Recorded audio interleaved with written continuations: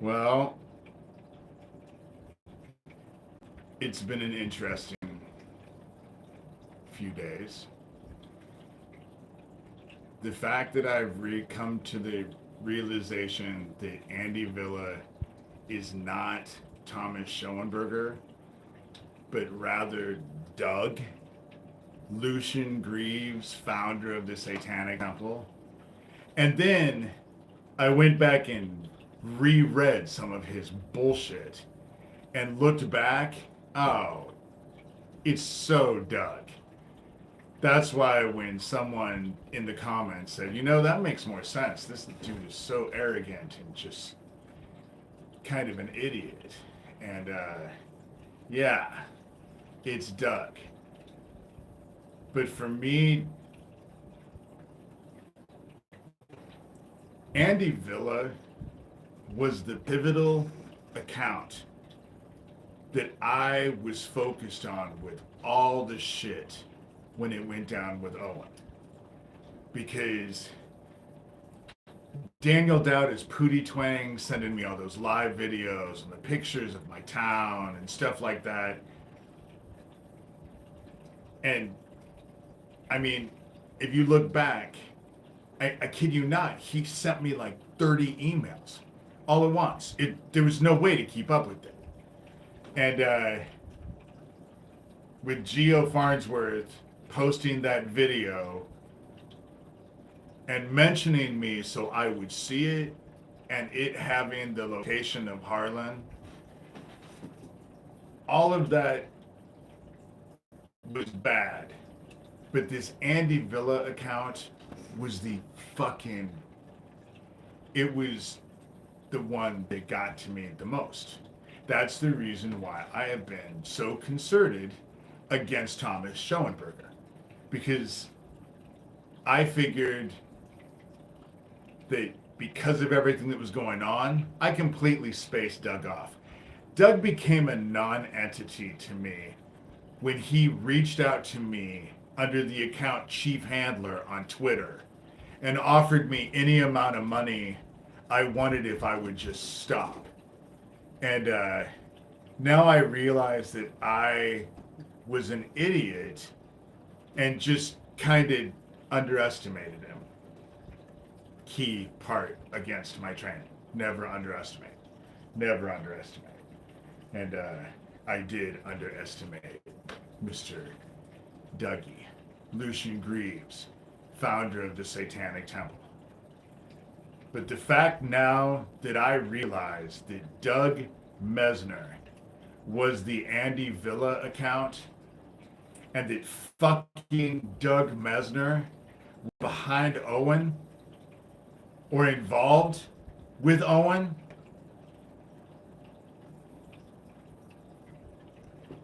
it has unleashed something that I have bit back my entire life. Unbridled fucking hatred. That's what it's done. The truth about Owen is, spiritually, I was not surprised when I lost Owen because heaven used Owen to smite me, to be quite honest. I have spent years telling everybody how I've done all this stuff, but what I do is I formulate all the stuff that I need to, and then I take it to heaven and let heaven do it. It takes a lot longer, but the results are always more spectacular. Well, heaven has been on top of me because I am supposed to use my training in a way that's why I say that for all my running and searching and all of that, I ended up kind of in the same place, just on the opposite team. And heaven has been demanding that I use what I was taught, and I have refused. So when Owen occurred, I figured, heaven allowed that to happen because heaven knew that it would piss me off. And yet, I haven't cast. I mean, I haven't done what I was trained to do. I was trained to be the vessel for the Antichrist. Trust me, it ain't pleasant. But now I've been given a whammy that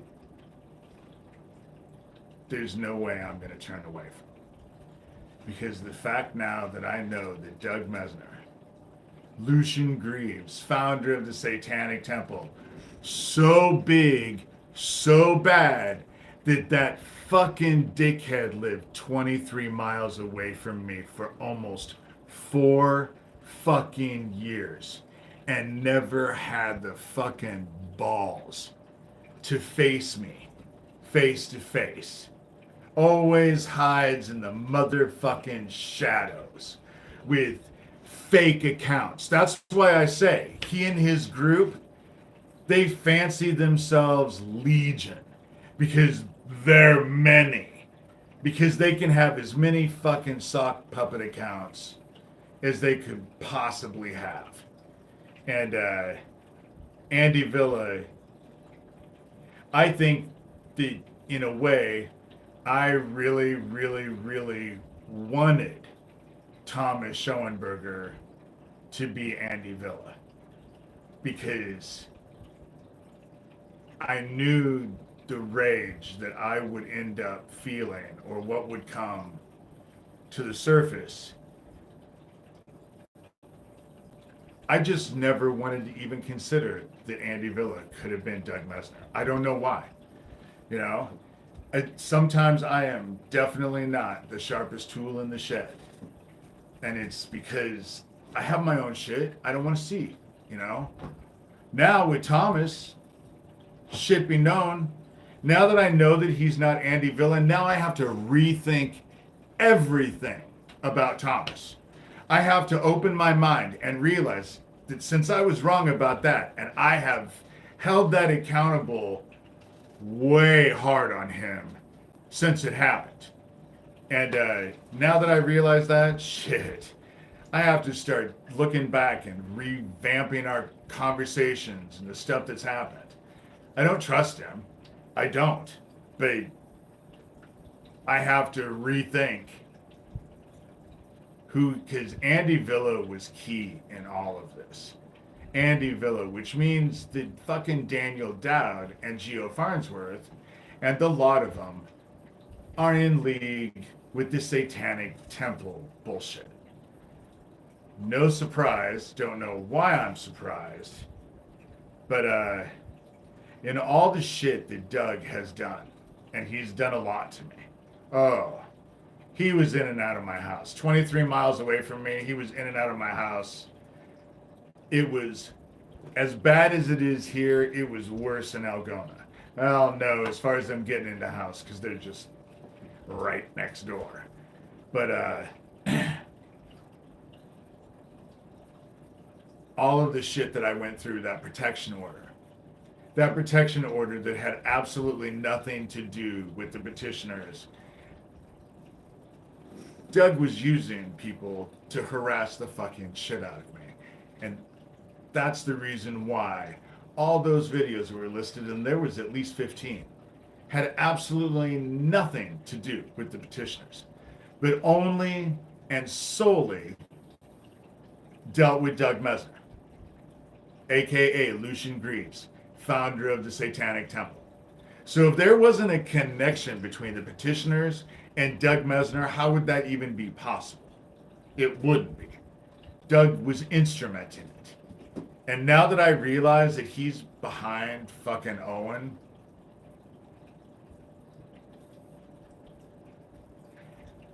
dude, I'm done fucking with you. The reason why I haven't wanted to do what I'm going to do is because in order to do it, I just need to give myself over to the dark. Happens right at home. Babe.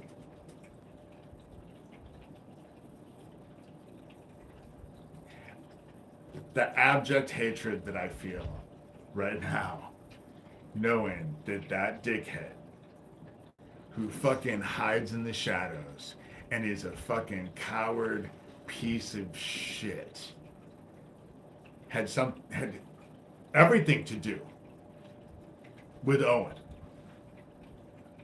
I can't even begin to tell you how, and that's why I get frustrated in town, because people in town, their big contention is, why can't you just let it go?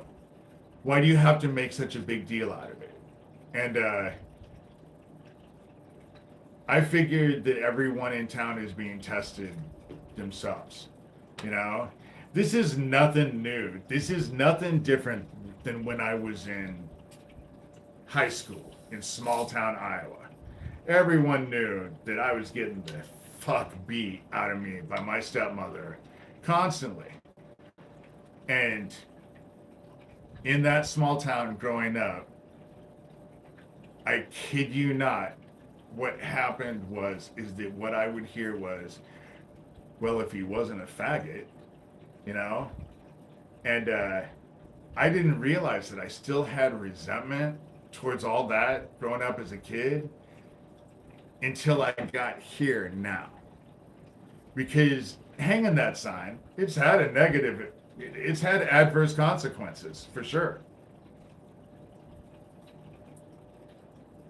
Neil Gross is about 6'5", 6'6". Big dude. When he was in high school, he was the football star and the track star and the basketball star. Comes from a really wealthy, well-connected family in Shelby County. And so going after him is like dealing with my own little cult of personality. People adore him and they don't have a clue what's happening. But the fact that fucking Andy Villa is Doug Mesner. And Doug Mesner was all involved with that gas station explosion, because it was him and his group that I was getting all the threats from.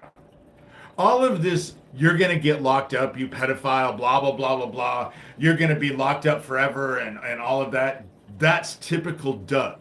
That's what Doug was doing, because it was Doug during that whole protection order thing that was sending me constant emails telling me that I was going to lose in court and that I was going, because Ryan Miller was nothing more than the first version of what now Chad Butler is. The cop that has everything that deals with me and controls me. Doesn't help me with shit. Helps the other side. And the fact that Andy Villa is Doug Mesner, and Doug Mesner was all involved with the shit that was going on in Erling. He was the one who was sending me, because the emails that I was getting for that protection order was, I was either going to be locked up in jail, where I was going to be raped and murdered, or I was going to go into an insane asylum and they were going to lobotomize me. It was the same shit. It was the same exact shit that I dealt with this Andy Villa. But I got so involved with the Dead Isaac Cappy Club. And like I said, Doug Mesner offered me any amount of money. And the reason why is because that whole global satanic Nazi pedophile ring got busted in September. They know about his stupid shit. They know about his stupid shit. There's no way.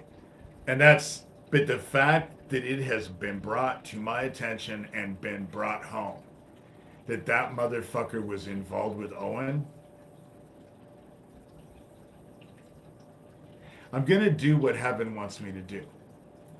I'm just going to give myself to the darkness and let it serve my emotions. That's what I was trained to do. That's what I was taught. Doesn't make any fucking difference, because it doesn't change me as a person, but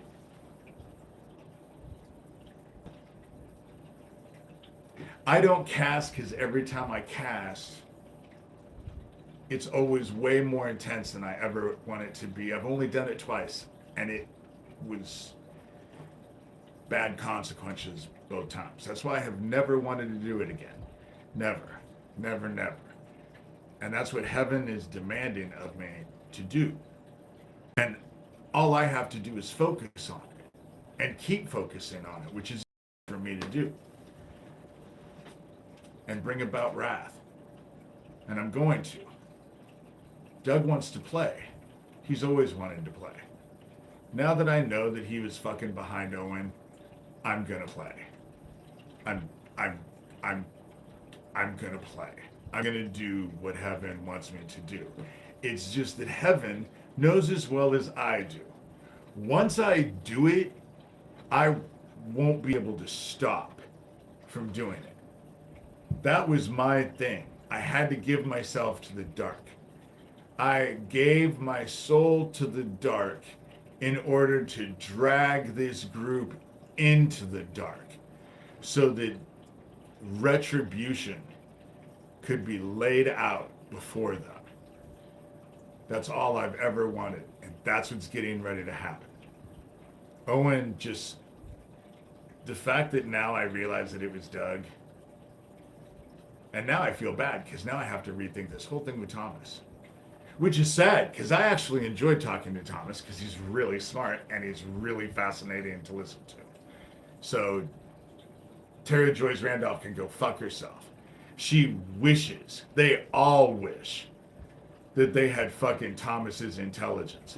I'm not saying he's a good guy. I can't say that yet. But I know I have to rethink. I hated him for a long time because I figured he was Andy Villa. But now I know who the fuck. And Doug was so goddamn arrogant. He obviously was pissed off that I was giving Thomas credit for the shit he was involved with. That's the fucking ego of this dickhead.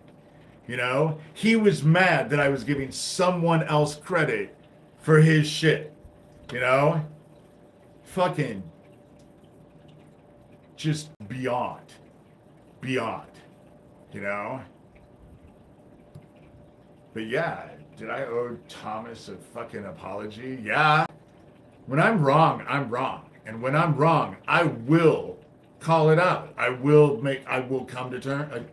I'll expose it. That's how, you know, it's what we're all supposed to do. You know, I won't be selling tickets to teach anyone how to walk on water anytime soon, let me tell you. Now I just don't know where Thomas's place is. The rest of it with Isaac, the thing about it is that I've also had to rethink the whole thing with Isaac too, because Isaac and I did work together for a while. We did. I mean, obviously we did. And I really cared about Isaac. But now that I have come in contact with all of his associations, the people that he was actually hanging with, I look at Isaac completely different. I look at Isaac differently now. You know, had I known any of this when he was alive, we would not have been friends, you know. But Owen, he was family. He was family. He was like my big brother. And to say that Doug Mesner crossed a fucking line is a fucking understatement. And he has no fucking clue. None. I haven't even done anything yet because I've been fucking formulating. Today I did laundry. I've been sewing. I just finished this heavy quilt that they're taking up to the school so that when autistic kids start to panic, it's a weighted blanket that's wool and stuff. It's just, you know, whatever I can do. It's not even me giving it to, I'm just giving it to people who are actually providing it to the school. Because I have been exhausted with this shit. I am sick to fucking death of it. I should not have to go to these lengths to get obvious shit investigated. That if anybody would fucking just look at it, it's wrong. I shouldn't have to go through what I'm going through. But heaven used Owen to smite me because I wouldn't do what heaven used Owen for. Is now that I realize that Doug was there, what I realized that heaven set that whole thing up. Yes, I have like one more glass of this, but it's been on my shelf for like 2.5 weeks. And I just figure when I come on here and I do these, because I have my big thing of water too. So,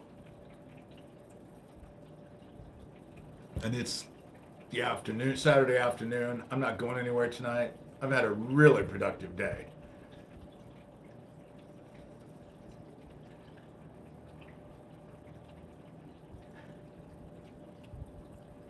I have to do what I have to do. And I'm gonna use the dark to fucking hurt Doug. And it will be easy because he likes to hide in the dark. So it already knows where to find him, you know? But now that I know that he is Andy Villa, that even with Daniel Dowd and Geo Farnsworth, it changes everything. It in a way that I can't even begin to describe. It changes everything. Yesterday, when I finally realized and pulled my fucking head out of my ass, you know?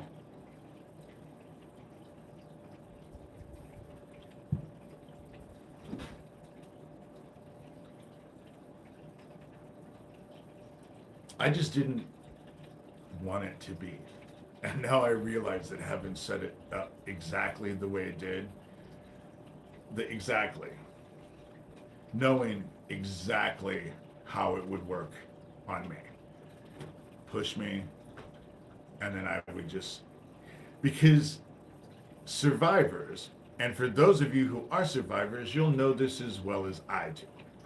We just want to just fix it or do whatever we have to do with it so that we can distance ourselves away from it as quickly as fucking possible. Most of us do not like to be into it. There is no way. No. You go ahead and go love those child killers. You go ahead. I love the people. I love their future victims more than I love that group. And because I love their future victims way more than I like this group, I want the dark to claim them. Because nobody is going to be fucking safe until this group is separated from all the rest of the people who aren't like them. They need, like cancer.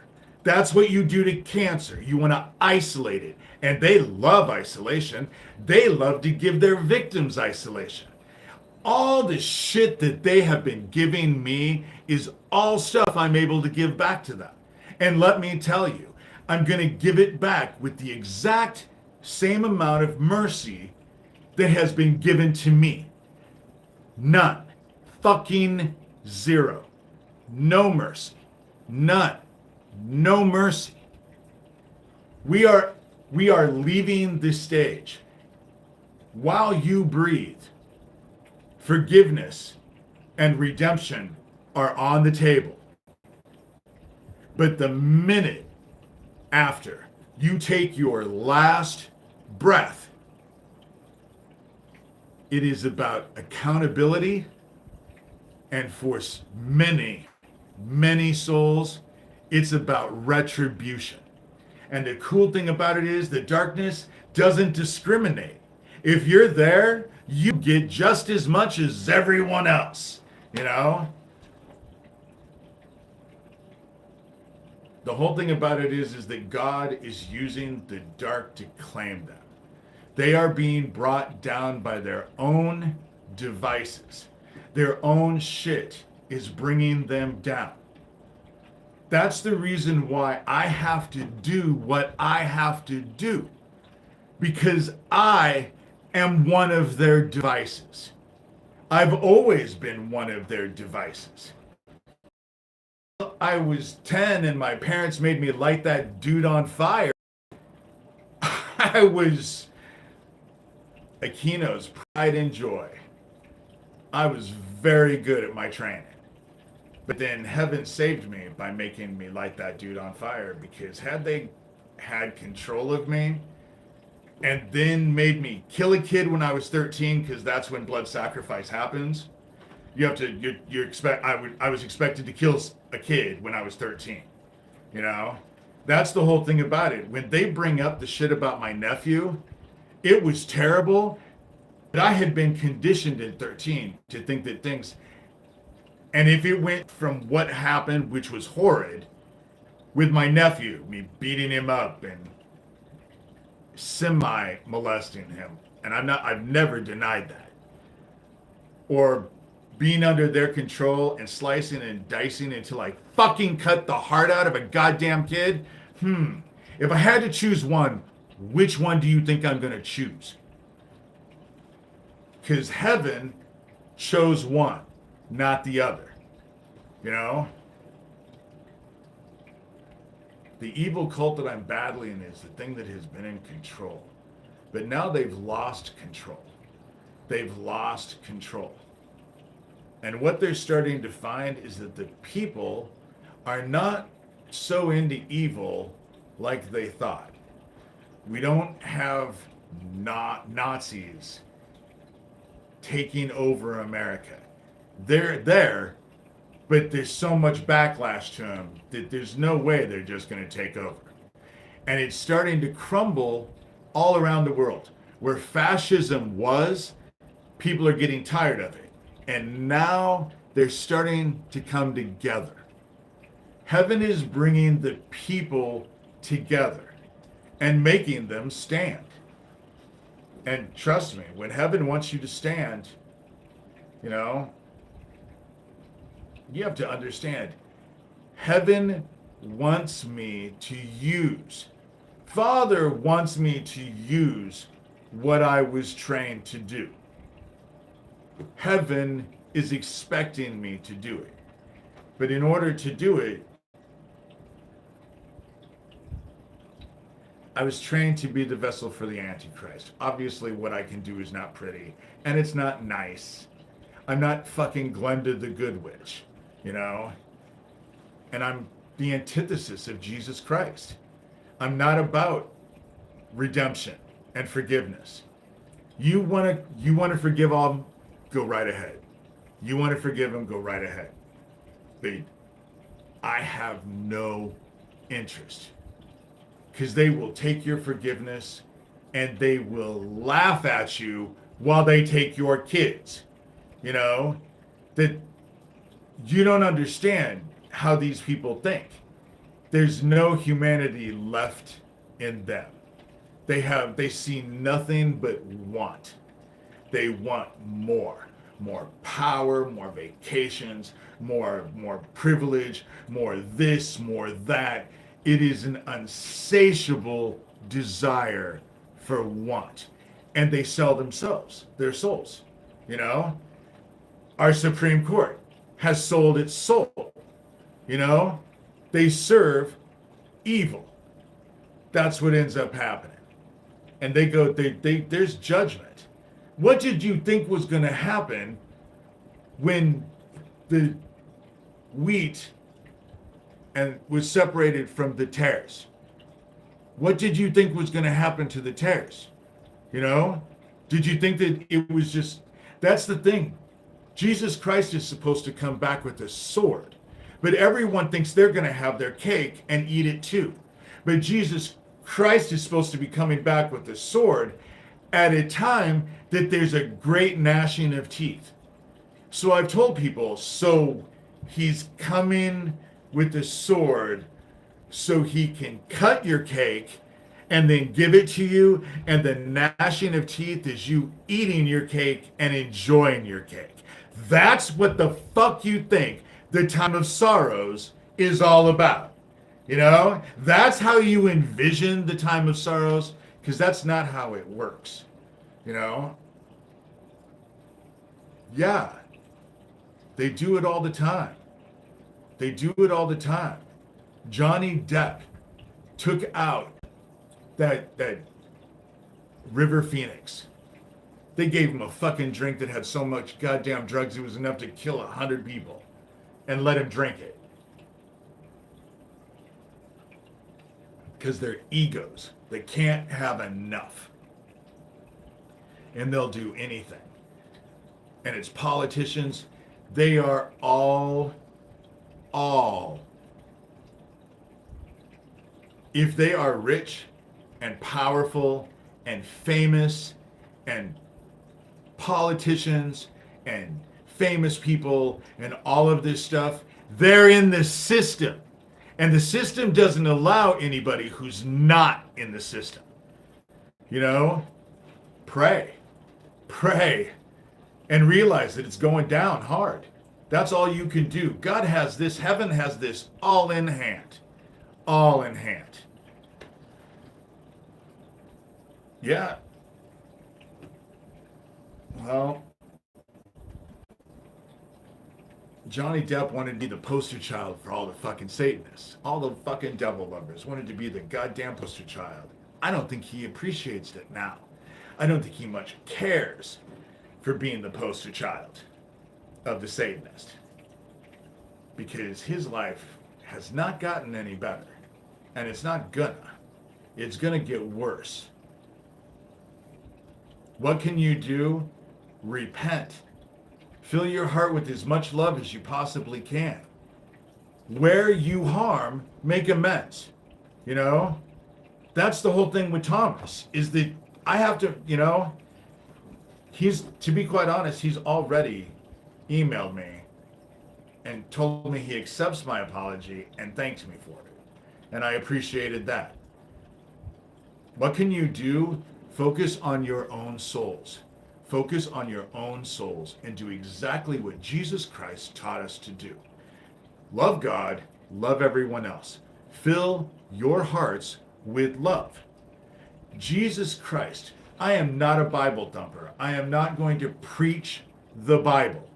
But what I will tell you is that the teachings of Jesus Christ, what Jesus Christ taught in the Bible, Matthew, Mark, Luke, John, the Gospels, are infallible. You can't argue with the logic. It is exactly the way it works. You know, repenting doesn't mean that you won't answer for your sins, but it's better than not repenting. You know, that you don't know if you get forgiveness until you're in front of the Father, and by then it's too late. It's a done deal. However way you're going to be judged, you know. I have too many questions about some of the things in the Bible, and the reason why I do is because it's been edited so many times by people in power. I believe that the Bible was edited the way it was so it caused division. And that's what it's done. It's caused division. But when it comes to the Gospels of what Jesus Christ taught, you know, it's infallible. The Beatitudes, you know. The Bible is a history book, but also realize that the Bible was not written at the time of history. It was, people were telling each other stories all the way through, you know. Oh, I am not ashamed of the gospel of Jesus Christ. I'm not. But, like there's two creation stories in Genesis, you know. I'm just not, what I find is that most people, especially atheists or people who are fighting the Bible, will focus all over the Bible. But notice how not one of them ever focuses on anything that Jesus Christ taught.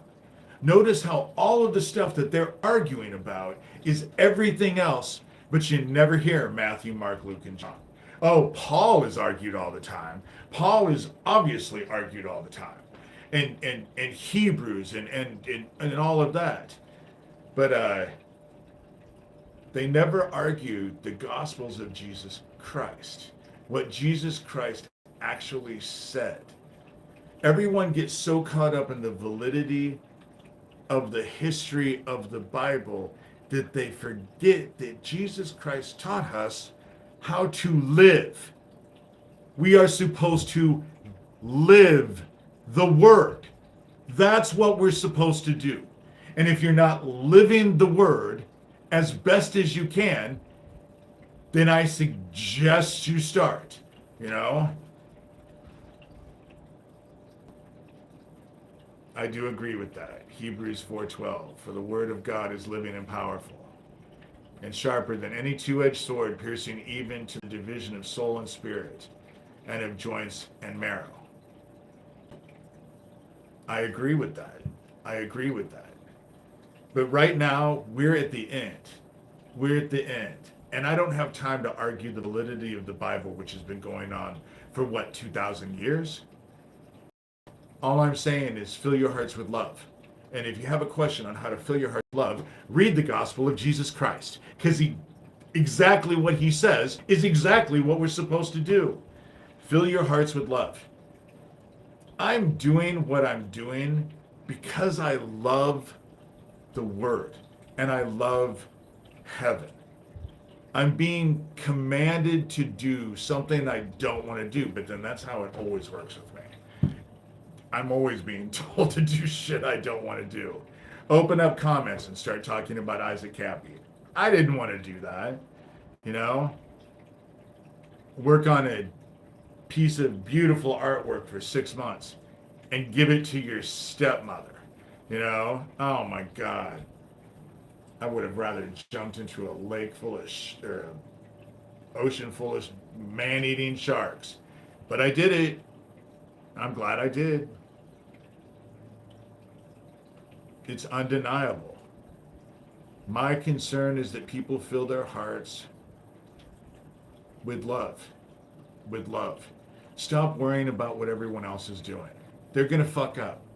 The road into the dark, into the abyss, is like a 20-lane highway.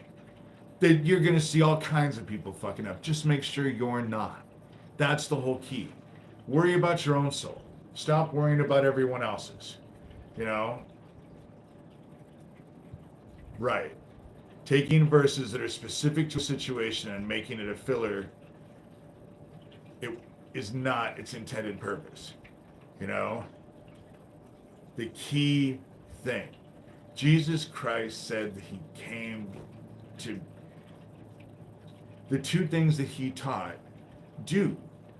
It solidifies the word. It's exactly, if you love God and you love everyone else, all the other shit is a no-brainer. You're doing it anyway. So he fulfilled the word. You know, he fulfilled the word by telling us how we are supposed to live. You know? Yes, you're supposed to love your enemies, but I'm in a different situation. I'm in a different situation. I have a bunch of fucking child killers who pledged their souls to me while they were binding me to the dark before I even knew that I was alive, because it was happening before I was even born. You know? I'm in a completely different situation than everyone else is. And it's not easy to be here. It's not. It's not easy to do these videos. It's not easy to constantly go through these attacks. I feel like now I have to rethink what I thought about Thomas. I have to rethink what I thought about Thomas. You know? And I had to be honest about it. I fucked up. He's not Andy Villa. Well, if he's not Andy Villa, then what else am I wrong about him for? That's the whole thing is that I'm not unreasonable. And when you do put doubt in my mind, I rethink it all. You know? But you go ahead and keep loving these guys, these people, and they're going to keep slaughtering your fucking children in love of their fucking devil worship bullshit. you know? And they're supposed to be brought down by their own devices. And I am one of those devices, you know? He's still shady. He is shady. I know that, you know? I know. Don't trust me. It ain't like I just flipped and was just like, oh, it's just he's not Andy Villa. And a lot of the anger that I had towards him is when I believed he was Andy Villa, but he's not Andy Villa, so the anger is misplaced. You know, I always try to own up when I'm incorrect. I do. It's what good is it to do otherwise, you know? So you lead everyone down a bunch of bullshit. When I'm wrong, I'm wrong. And I will tell everyone I'm wrong. It's just I have to be proven wrong, you know?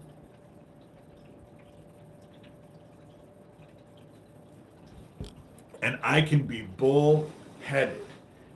It is hard to change my opinion when I get, because it's part of what I've had to do. I've been on the battlefield of this at least since 2006, you know, because right after my dad died is when I came out. I went to the Nebraska State Patrol cold case dude, John Pankin, demanding that he took my DNA to compare it because I knew my dad had something to do with Ricky Chaddock. I still think my dad has something to do with Ricky Chaddock. I know my dad was involved with Jacob Wetterling. I know damn well that he was involved with Jacob Wetterling. I don't give a fuck what their official story is. You know? We're just called, when you're wrong, you're called to own it. That's why I say we're supposed to lead by example. And that's what I'm trying to do, is lead by example. And I am an imperfect person, you know?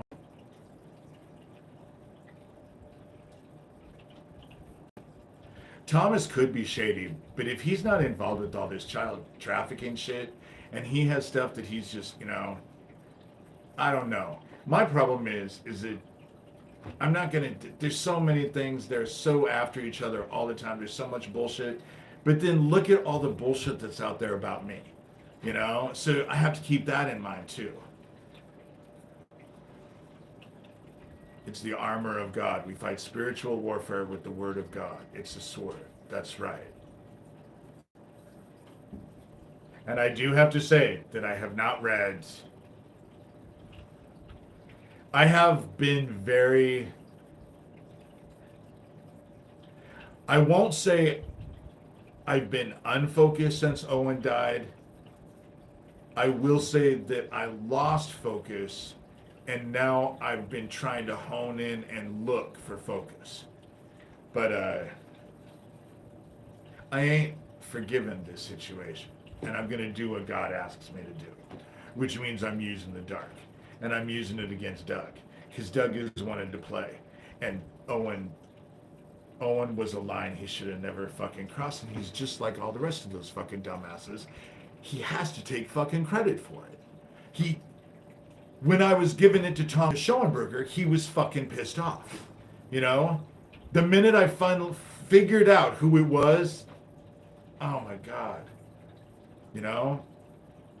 And the thing is that I know that you guys, I don't suggest that you do what I do, but what you need to realize is that before I ever got involved with any of this, God knew my heart when I got involved with this.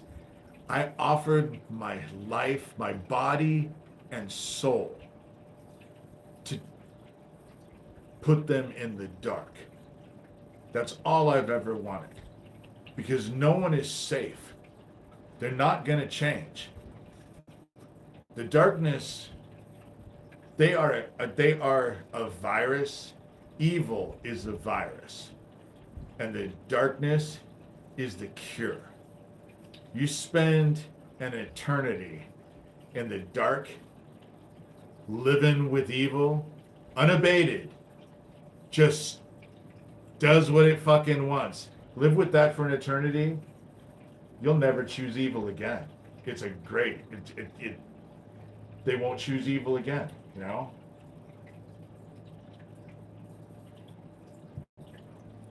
The quilt that I made, someone dropped it off at the pantry that I sometimes volunteer with. I haven't been volunteering there at all anymore because there's a lot of stress. Anyone who deals with poor people are worried about their jobs because they want to cut all those things away.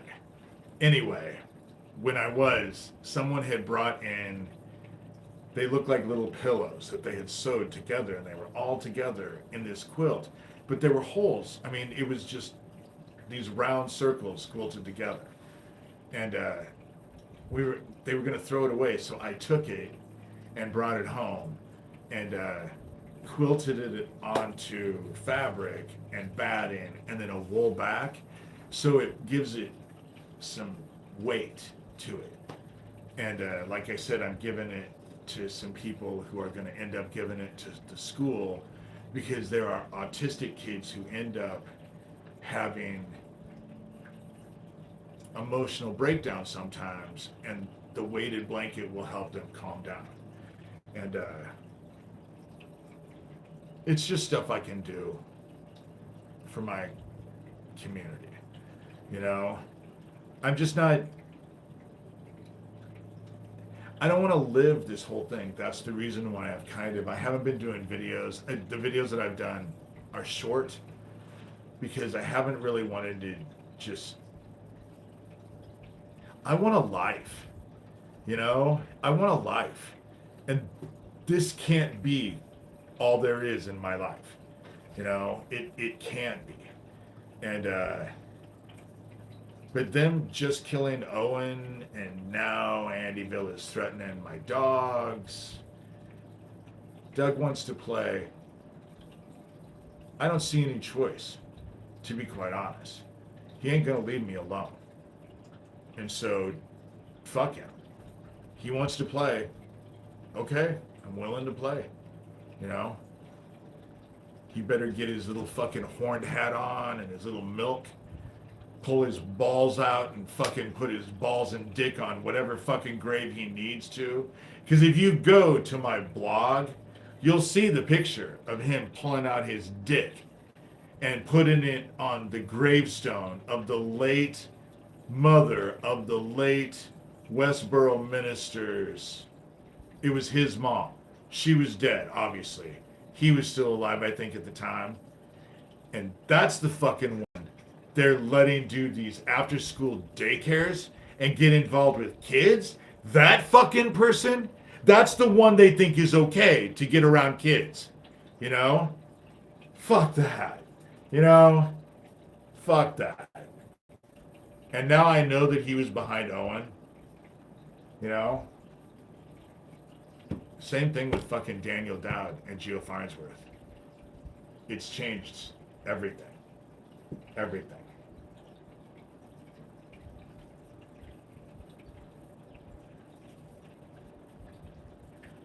Lucien Greaves, Doug Mesner, Lucien Greaves is Andy Villa, not Thomas Schoenberger. Thomas Schoenberger is not Andy Villa. Doug Mesner is Andy Villa. And then when I did the video and called it out, he was dumb enough to actually send me an email. Like I said, they all think they're fucking Legion because they all have all these sock puppets so they can be anybody they want on the internet. You know, they all think that they're Legion. We're many, you know? I guess if lies and intrigue is the only goddamn superpower you have, you ain't very super. Just saying. You know? Oh, Doug is about to get his. I'm about to take a bath tonight, and that's when I'm going to do it. Actually, Corey Daniel got involved with the email exchange this week with Thomas. I have to go reread all of that too. I didn't post all of that. If I posted everything that I fucking had, you guys would be reading novellas all goddamn day.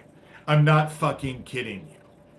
But I know Corey Daniel was involved with Isaac Cappy by his own fucking admission.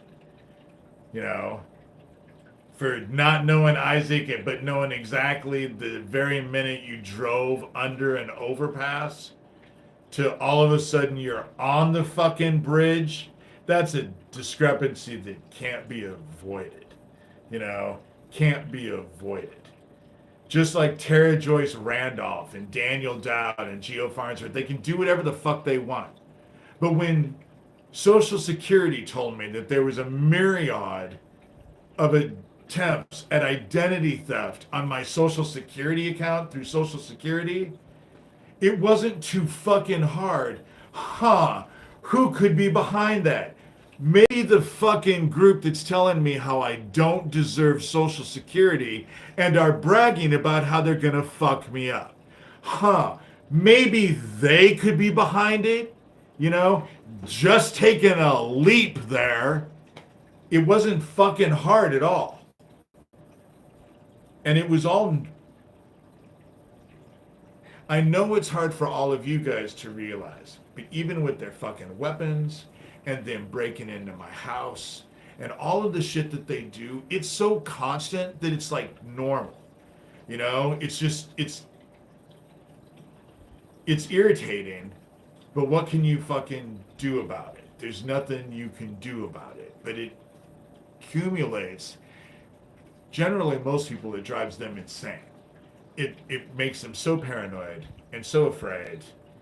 And it doesn't make me paranoid and afraid because I can generally figure out where the fuck it's coming from. You know? And I know where the fuck it's coming from. They're not going to like it either because once this starts, it won't stop. It won't stop. I know that. Once I do what I need to do and I give myself to the dark and I cast the dark,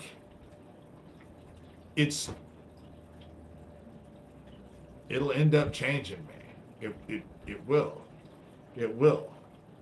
And I like to be a nice guy. I like to be, you know, it's so much better to be loved than feared. And I don't even really want to be feared, but I've had enough. I've had enough.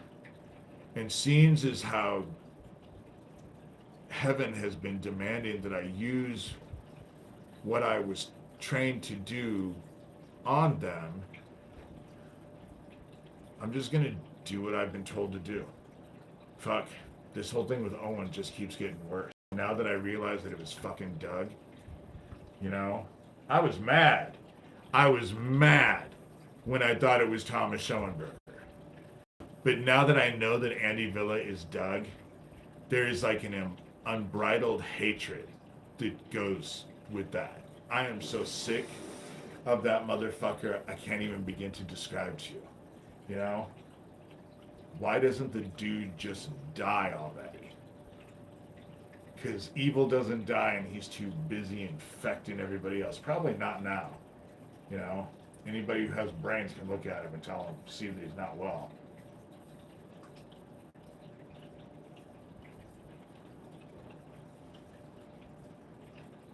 I'll have to answer for my actions. Using the darkness for good is still darkness. Yes, it is. What I'm doing, please do not follow my example. Please do not follow my example. You know? Please do not follow my example. But I gave myself to this way before. It had been in my heart for years. Since I was a kid, it was in my heart that I wanted them in the dark. And I was willing to give my life and my soul to this. That's why I always tell people, what's one life to give to God? You know, that's why I've always done what I've done. Because what's one life to give to God? But I gave my soul too. I am willing, if I'm the one who has to take them in the darkness and I have to be there with them and babysit them, then I will. But I also know that in the dark isn't dark for me because I'm not separate from the Father. When you're separate from the Father, there's no light. When there's no light, there's no fire. When there's no fire, there's no heat. But when I'm in the dark, it's not dark for me. It's a Actually, it's the most amazing garden I've ever seen on the other side. It's an amazing garden. It is so beautiful. How can we best support you in this fight? Fill your hearts with love. Fill your hearts with love. Do everything you can to be loving in every way you can all around you. That's the best way. You know, what do I want any of you to do? You know, look after your own souls. Fill your hearts with love, you know, compassion, empathy. Realize, you know, we're all in this together, and love each other. Love God, love everyone else, just like Jesus Christ commanded us to. The rules have not changed. What has been asked of us has not changed. But it's more poignant right now because the hourglass is almost empty. And when it's empty, it's over, you know? And if you do not have love in your heart, I talked to Owen. The whole thing about it is that Owen is happy on the other side. Way happier than he was on this side. The very first time I saw him, he was happy. He came to me and told me he was happy. You know, he's no longer in pain. He wasn't overweight. He didn't have the financial worries as an old man, you know, that he had. He's so much happier. It's just that on this side, the baddies need to be put in the dark. They need to be separated from the faithful so that the faithful can go to the new garden and breathe in joy and know what it's like to have God in their life without a veil, you know? And, right, darkness always recedes in fear. Why the fuck do you think Doug Mesner lived almost 23 miles away from me for 4 years? But he's a big bad dude, you know? But that big bad dude is working with my fucking sheriff. Now that I know that Andy Villa is fucking Doug Mesner and Shelby County, Iowa Sheriff Neil Gross sent that email to Andy Villa and Daniel Dowd as Pootie Twang and me at the same time saying, oh, there's nothing to see here. There's nothing to see here. David's just crazy. Now that I know that that's fucking Doug Mesner, I bet my fucking sheriff knew that that was Doug Mesner too. I bet he knows that that's fucking Doug Mesner. And if he doesn't, that's his own goddamn fault because the Shadow Dragon program is just 30 miles down the fucking road or an email away. I bet he fucking knows, you know?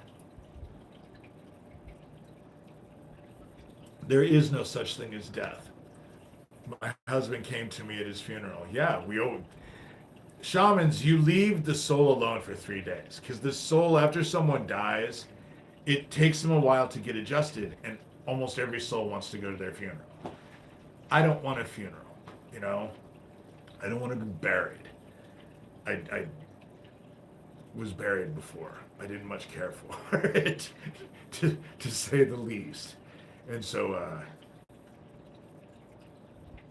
that's right. They're not lost. And they come all the time. It's just that people who are focused and love, that's the whole thing. You're connected forever. You're connected forever. Love binds. They have bound themselves to me with their hate.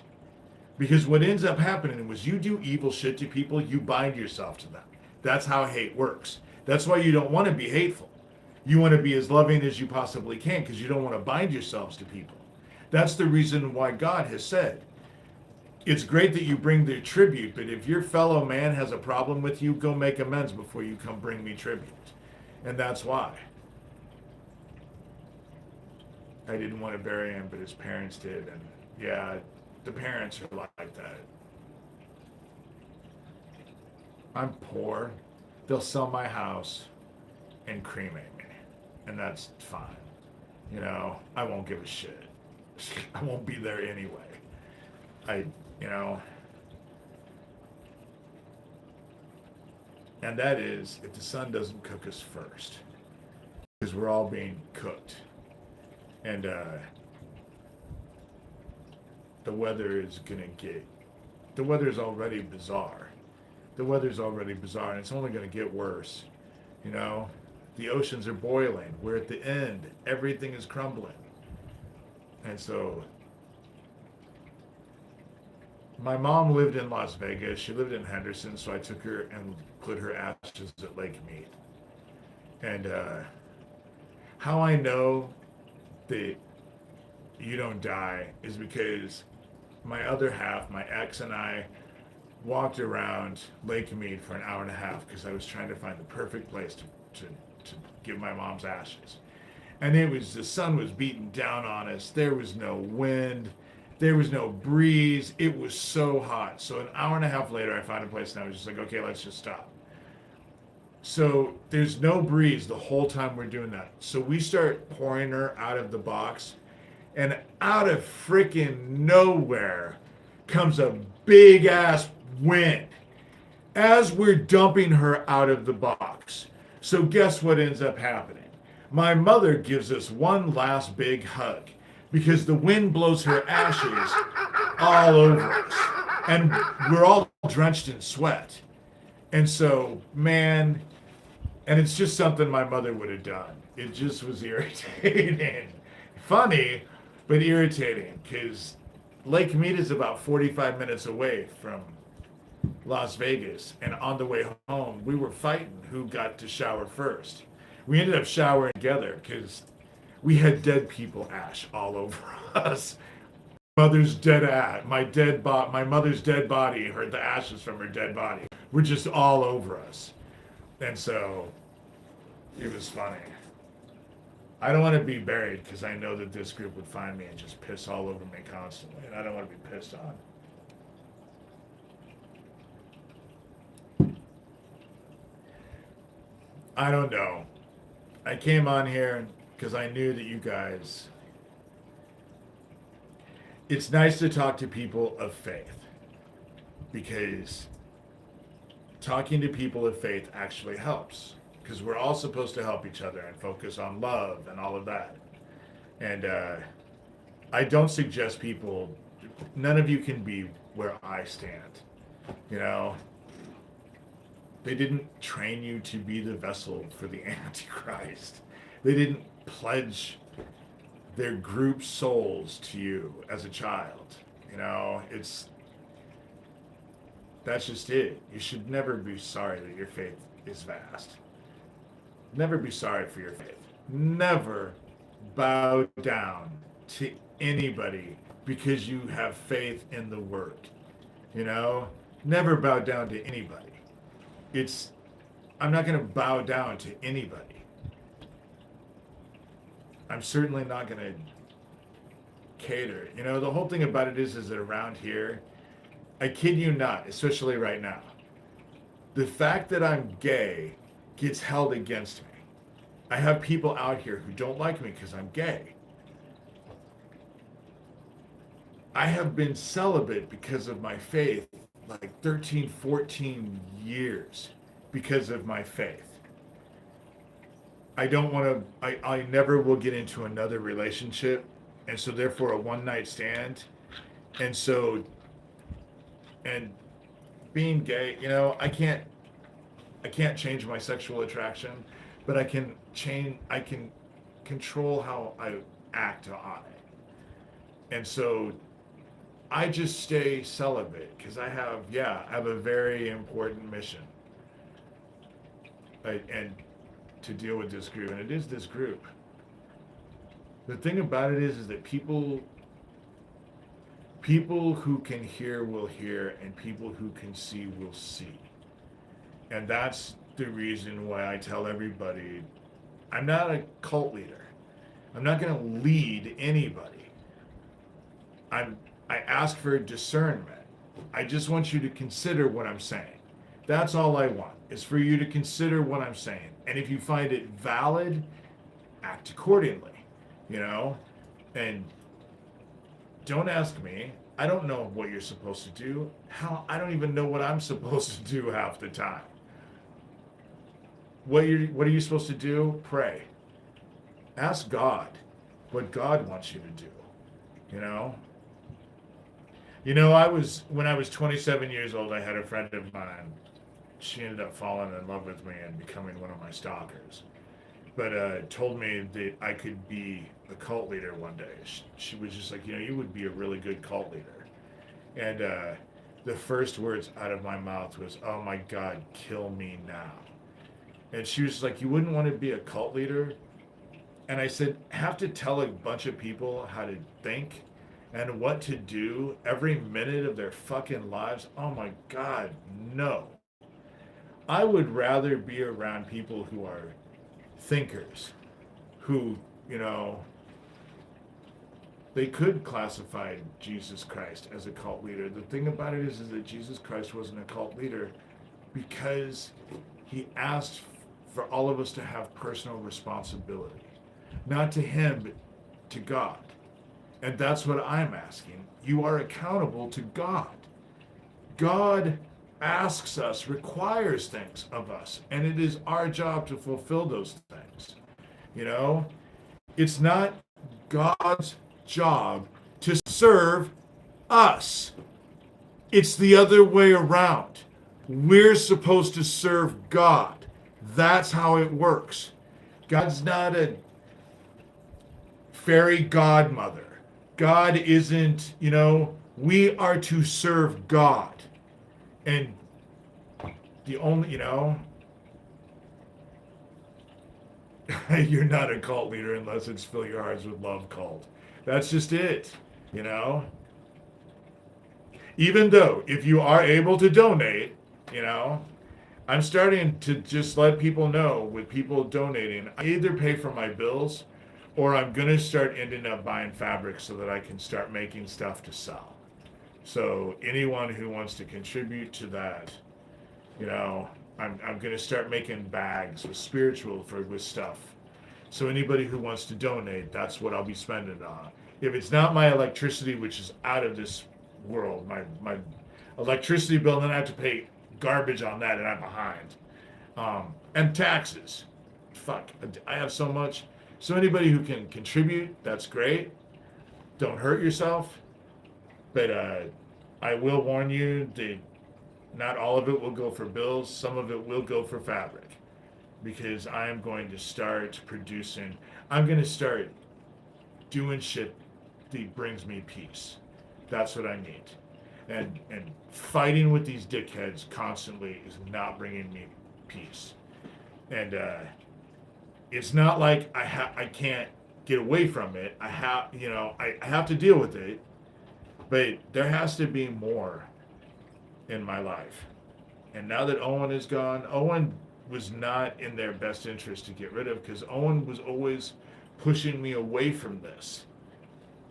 And now that he's gone, So for those of you who are listening, since I'm at 1 hour and 8 minutes, D. Shurter, that's my Venmo and PayPal. I looked at something with Tara Joyce Randolph, and she has it fucking as a running border thing. They bitch at me and call me a grifter, but then they do the shit that they do. The thing about it is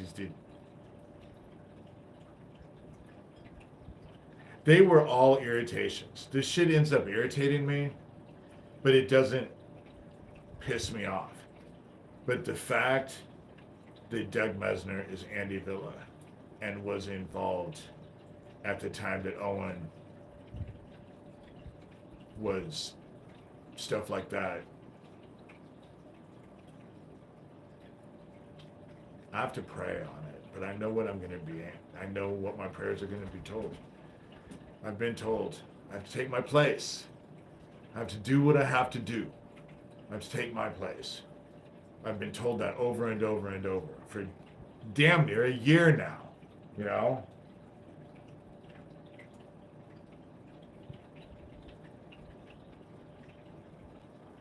David was the apple of God's eye. Well, God definitely has his eye on me. I think that's the reason why God put me in this position because he knew that I would have the tenacity to stay at it. And people do like and share videos. That's a really good thing that you can help with, even though they fuck with my numbers, you know. And I will tell everybody now. I haven't wanted to say anything because it's taken them fucking months to do it.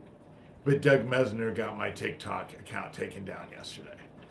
I'm appealing it, but the video that I did yesterday calling out, saying that Andy Villa wasn't Thomas Schoenberger but was Doug Mesner, that's the strike. And so I don't really care.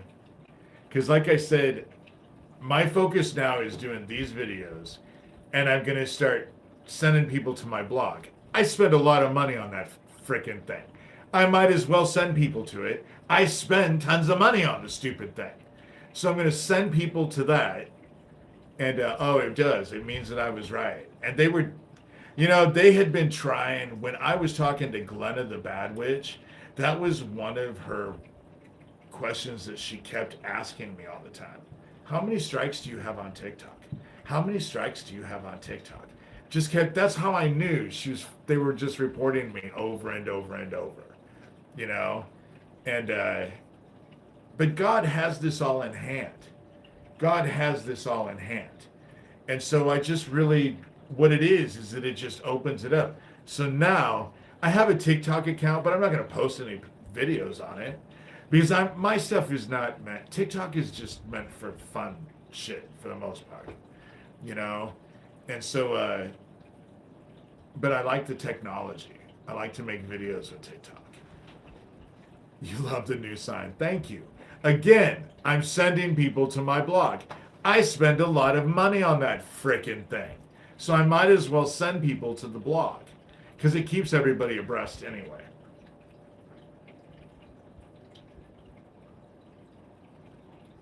But the fact that Doug reached out to me as a fake lawyer or a fake judge or whatever the fuck that was, trying to get me to shut up about him, the whole thing with Owen was a bad move. It was a bad move. And Pootie sending me all of those live videos was an incredibly bad move. And it's funny because they think that they take everything away, but then God presents to me with exactly what I need every single time. Every single time. Everything that I'm looking for could be gone, but the very thing that I need the most will be there. That's, you know, because like I said, they got rid of they went onto my Google. They're on Messenger. They're on Messenger.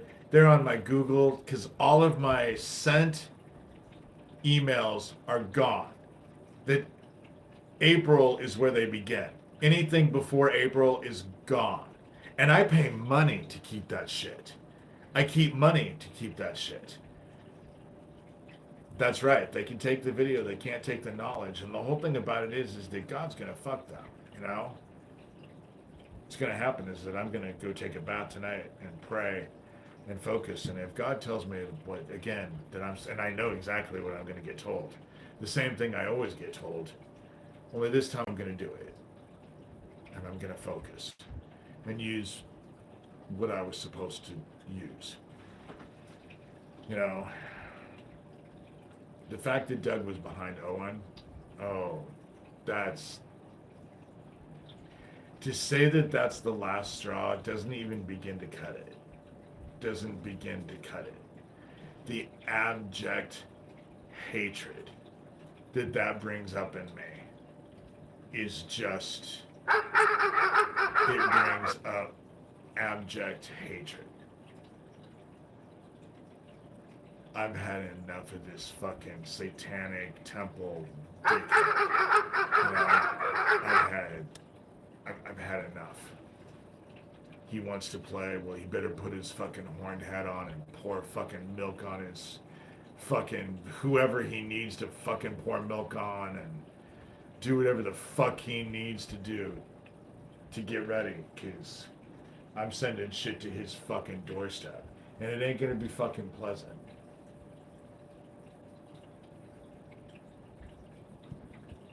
There's nothing that is able to stop heaven's plan. And heaven's plan is already being fulfilled.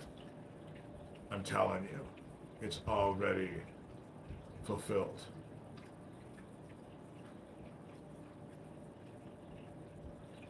AI is part of the beast system. AI is part of the beast system. So we're fucking aliens. Because it's not aliens that they're seeing. It's angels. It's heaven that's here. It's what we're dealing with is the spiritual, but they want to make it physical. They want to make it physical, and what they want to tell you is that they are all in power. They're all in control. They have everything in hand. There's no way to defeat them, and it's all a lie. They've already been defeated. The war is already over. It's just now heaven is coming and claiming them. And I know heaven's coming to claim them, because that's what I'm supposed to start doing with the dark. You know? Some of it is government aircraft, started in 1941. Shit. A lot of the psych stuff, this psychological bullshit started in the 20s. You know? The alien attack that's coming with the pilot attack by the government. That's what's going to end up happening. Just mark my words. What they're going to do is they're going to say that it was an alien attack of some sort when the power grids go down. Because that's what you need to be afraid of. The sun is cooking the fucking satellites. That's the reason why we're having the issues that we're having. Is because the satellites can't handle all the gamma radiation that's happening from the sun. And so when it happens, we're going to get hit with the Carrington event, and it's going to wipe out the power grids, and it's going to wipe out technology, because that's what a Carrington event does. And the sun is doing it. Why? Because we were told that God was going to use fire the second time. It wasn't going to happen with water. It was going to happen with fire. So why would anyone be surprised that heaven is using the sun? You know? Notice how much shit in Canada and California and Texas is on fire. You know? The lasers are malfunctioning. They're not able to do the shit. See, the whole thing about it is that the weather modification. Yes, they can modify the weather, but it is like me. This is what I say about me. Frankenstein always loses control of the monster, and the monster always comes back to fuck his maker's shit up. And that's what's happening with heaven. They're being brought down by their own devices. Great. You can modify the weather with your lasers and all that other shit. But what happens when you lose control of it? And it just takes on a life of its own, which it always does. That's how it works, you know? And then you can't control it anymore. And that's where we've reached. They can't control anything anymore. They're not in control of the weather. They wouldn't be controlling all. They wouldn't be doing the stuff that they're doing. You know, they're not. They wouldn't be doing the stuff that they're doing. There's no logical reason why they would end up doing it. You know, and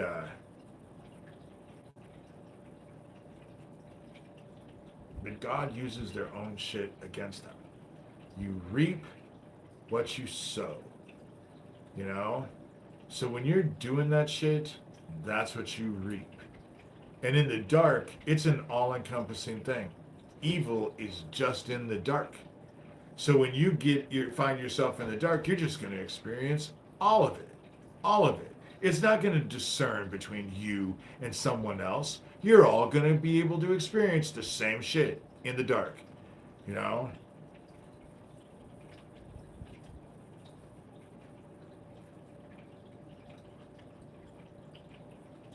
Yeah, the Vegas mass unaliving.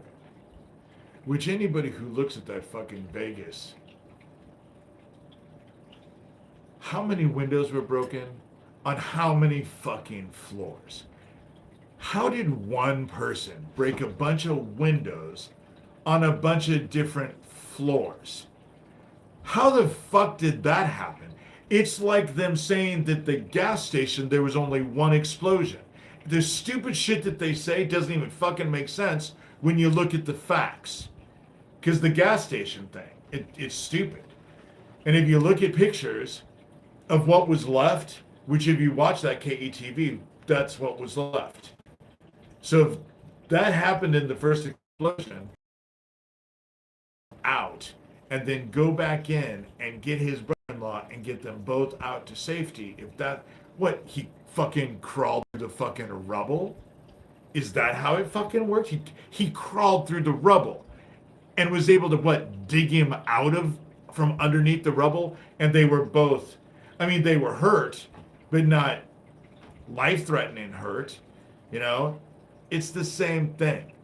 The official story is generally those who have the money and the control always get to control the narrative, you know?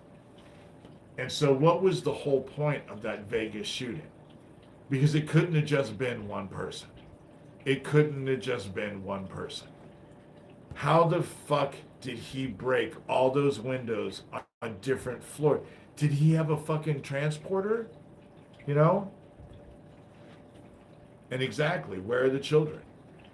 Where are the children in Lahania, or I'm not going to say that right, but, you know, where are the children that they took from the border? Where are the 1,000 children in Ohio? You know? Where are the kids? Nobody wants to ask themselves because it makes them feel uncomfortable. And as far as I'm concerned, when it comes to fucking kids turning up missing, you should feel uncomfortable. It should make you very uncomfortable. So uncomfortable that you fucking want to do something about it. That's how I look at it. You know?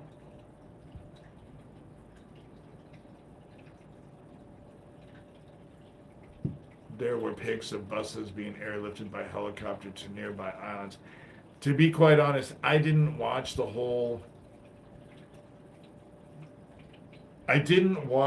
Hawaii thing at the time because I wasn't focused on it. But I find that the whole land grab thing happening, like with Oprah Winfrey and those people, that's kind of fucking suspicious. 85,000 kids missing from the southern border, and 1,000 kids missing in Ohio. You know, exactly.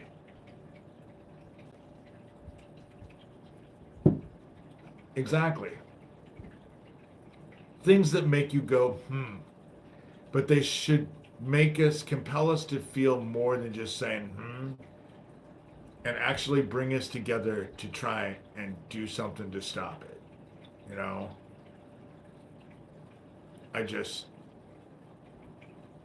Being where I'm at, this is very frustrating because this has been my whole life.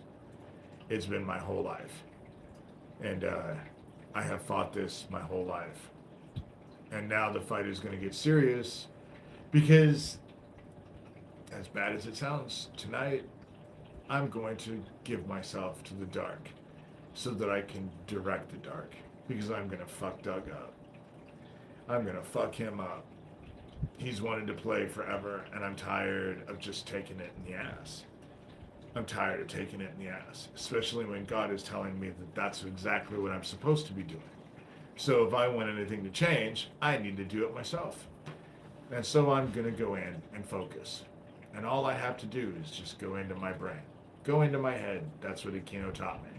That's how it works. It all works on a spiritual basis. And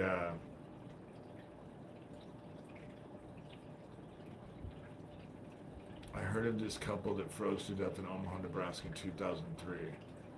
They saw a bunch of robed black and Latin people taking cars apart and putting parts in the trees. I've never heard of that. That is not true. That, are you kidding me? In Omaha, that would be a huge story. You know, fuck, they talk about albinos that don't exist in Humboldt Park. That didn't happen. Trust me, that didn't happen. And I've been here, so I would know. You know.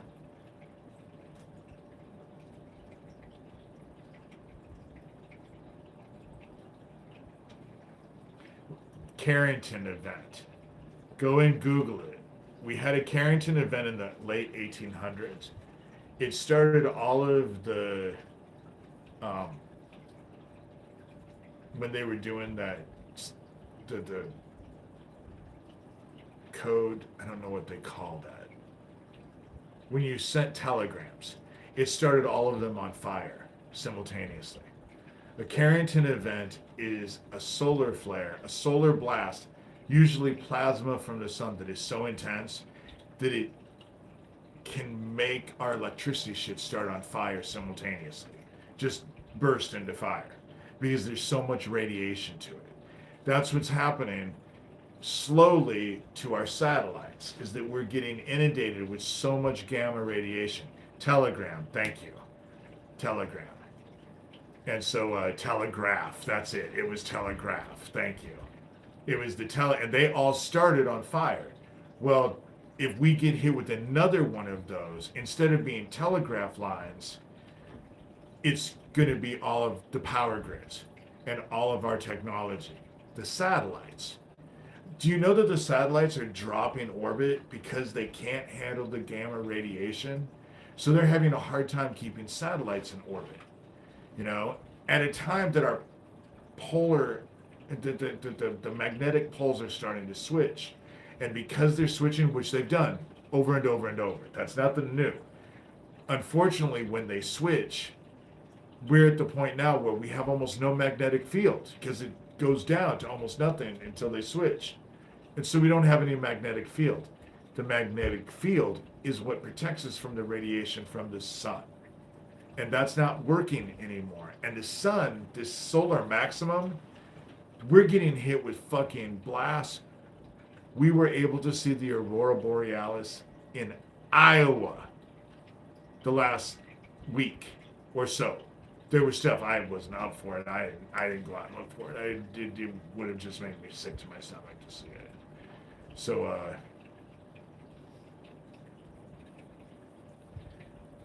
I just deleted my comment instead of being mean. You're welcome. Okay. But that's what the Carrington event is. It's a science. It's from the sun, and we're being inundated with so much radiation right now. That's the reason why you're watching a bunch of. It seems like the world is going crazy, but it's because the gamma radiation is having an effect on everything on the surface of the planet. Fauna, animal, human, we're all being affected by the gamma radiation. You know, all of us are being affected by the gamma radiation. We're being inundated with it. And if it keeps going up, we ain't going to have any future left because it's going to make us sterile. Because it's up so high. The radiation level is so high. I wish government was in here because Gov would know exactly what I was talking about. Because he said the next phase is X-ray. That's what we're going to be inundated with, which is a bunch of X-ray. The shit that you have to wear a lead vest over other parts of your body that aren't being X-rayed, you know? And that's what our bodies are going to get hit with. Because the sun is just going crazy, and it's not getting less.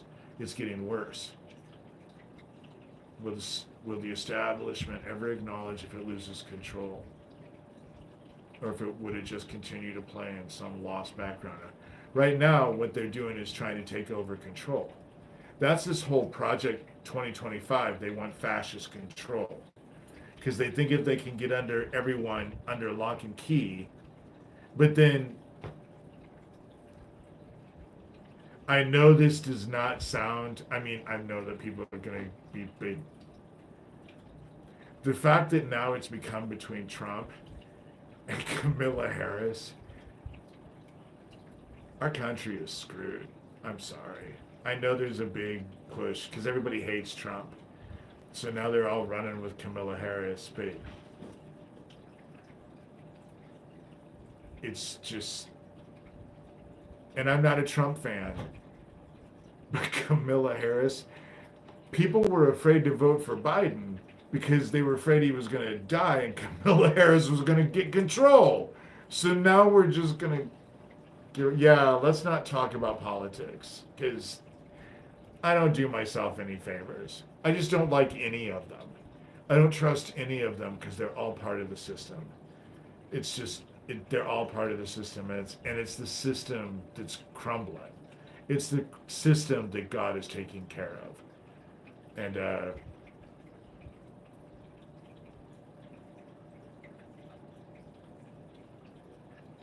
well,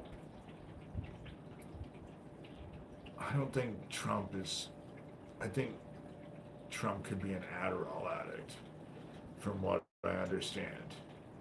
But Kamala Harris is just, but let's not talk about politics. No more politics talk. I just don't like either one of them. And no matter what I say, it's going to piss someone off in this room. Because we all have our places, you know? And I just,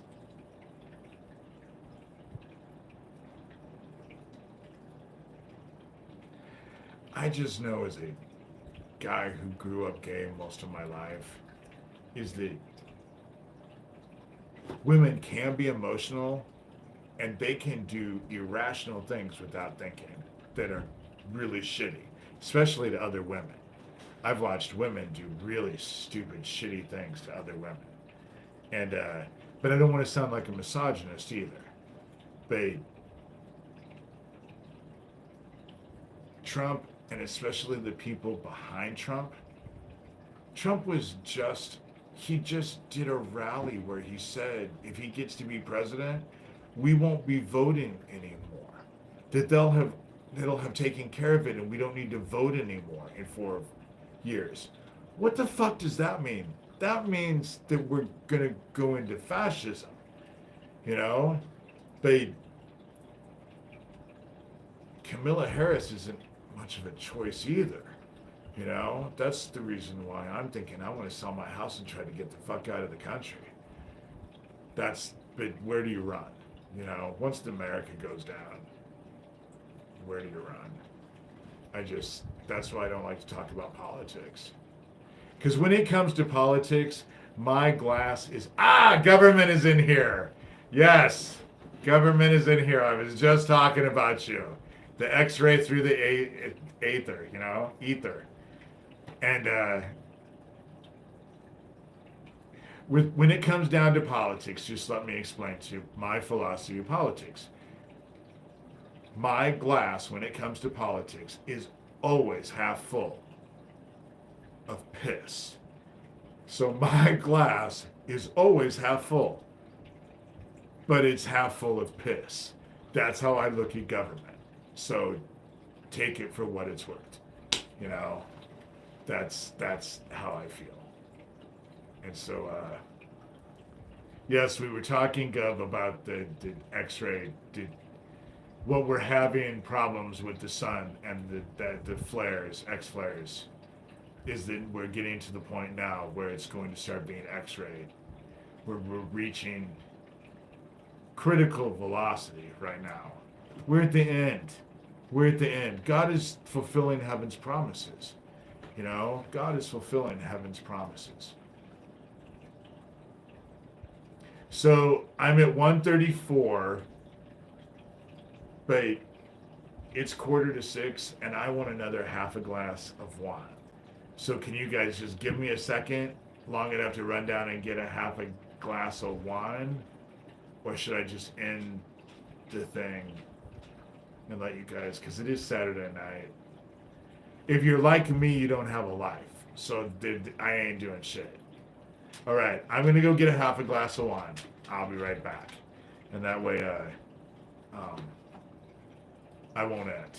I won't end because I'm actually having a good time with this. I knew I would.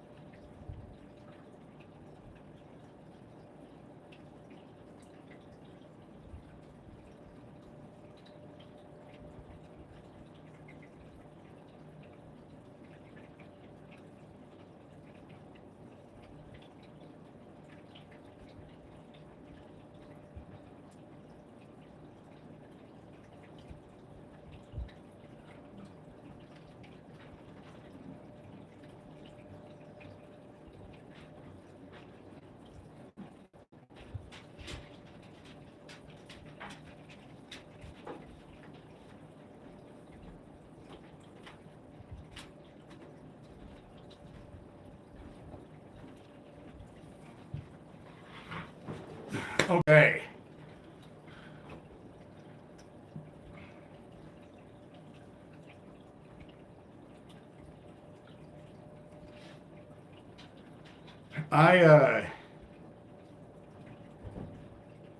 I'm so defensive, I have to delete comments as to not be rude.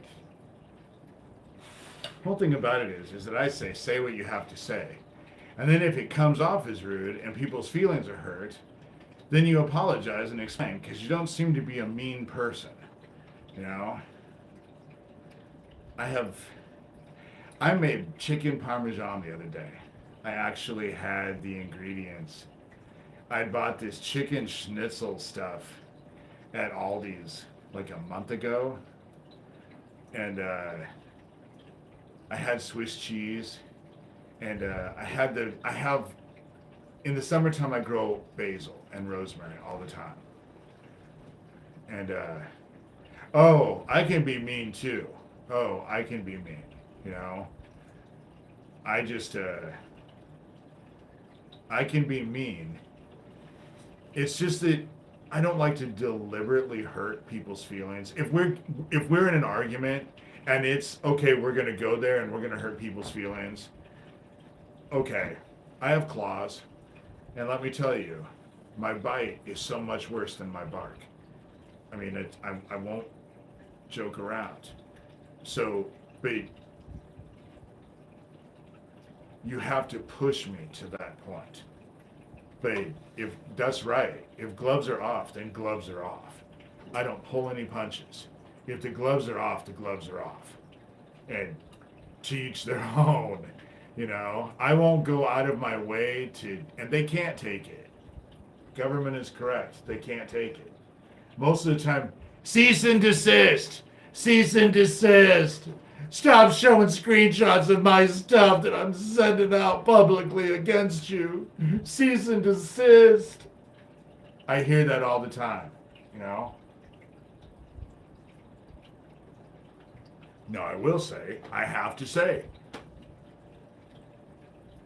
I'm going to spend the next some time now reevaluating Thomas Schoenberger, because now that I just realized that for quite a while now I have fucking had hate for him because I thought he was Andy Villa, and now that I know that he's not Andy Villa, that hate that I had for him was misdirected, and so I have to, you know.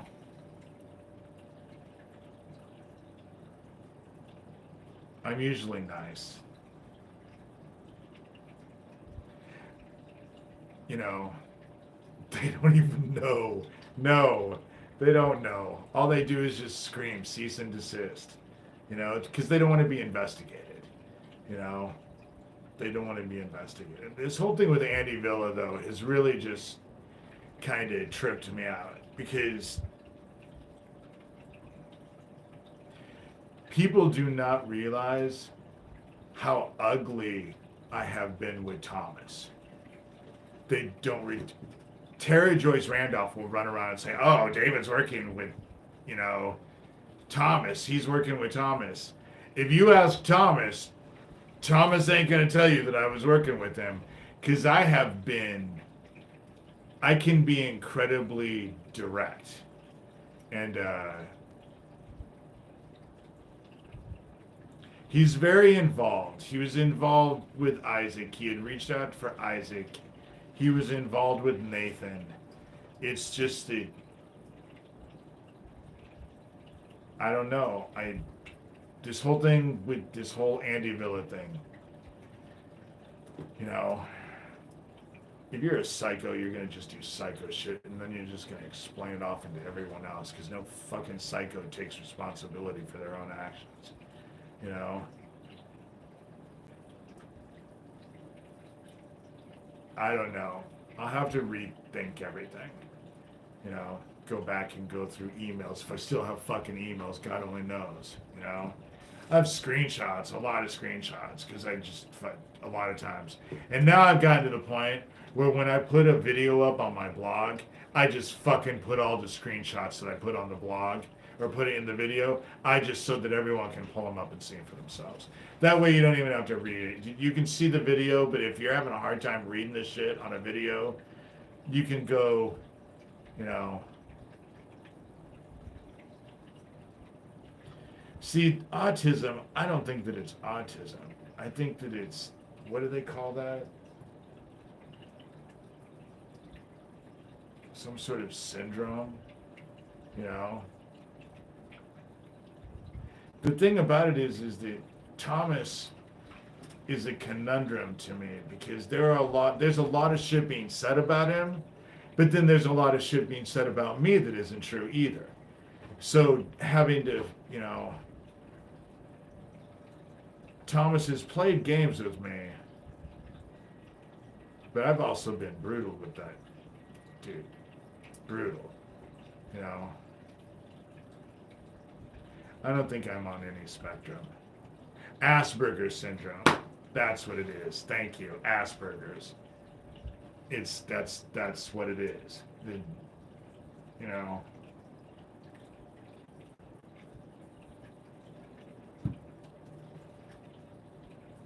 I don't know. They get what they give. That's the whole thing. They'll push and they'll be complete dickheads, but then when you fight back, it is amazing how they nail themselves up on their fucking crosses and act like they're victims. They're the biggest victims I've ever seen in my entire life. And I've gotten to the point where I just, you know, don't play the victim card, because I'll put you in that role. You know, if I'm going to be held responsible for being a dickhead, then I might as well have the fun being a dickhead. You know?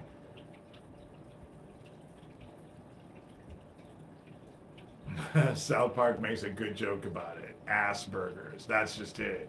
Cartman acts like the victim of it by stuffing burgers in his underwear. You know? Asperger's, most people with Asperger's are very smart. They just have no social grace. They don't, empathy is void on them. They don't have, you know, incredibly intelligent, but no social skills, you know. I've known people who have Asperger's. But then I also know people who claim they have Asperger's, and the only reason why they claim they have Asperger's is to justify being a goddamn prick. They don't have Asperger's, they just want justification.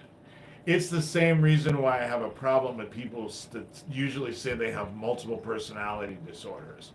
Because usually when you hear that from someone, it's in order to justify bad behavior on their part that they're no longer responsible for because it was a different personality. I've had to deal with that shit in my own family. That's the reason why you are accountable for what you do. You may not be aware of it, you may not think about it, you may not care about it, but you're still responsible for the energy that you put out there, you know?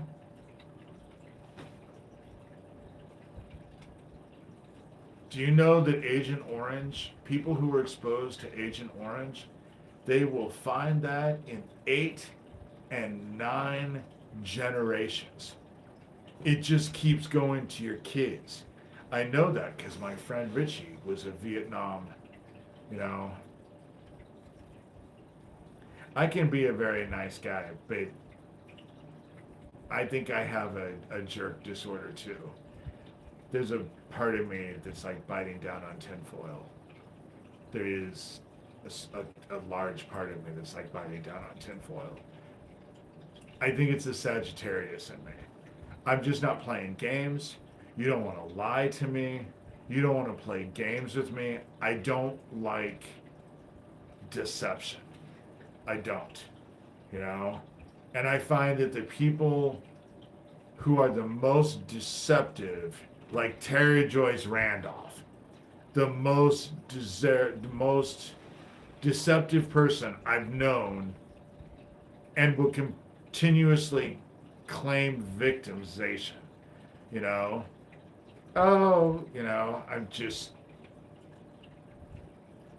tired, That's why I took a break from them. I haven't even really been looking. I haven't been looking at dimensions.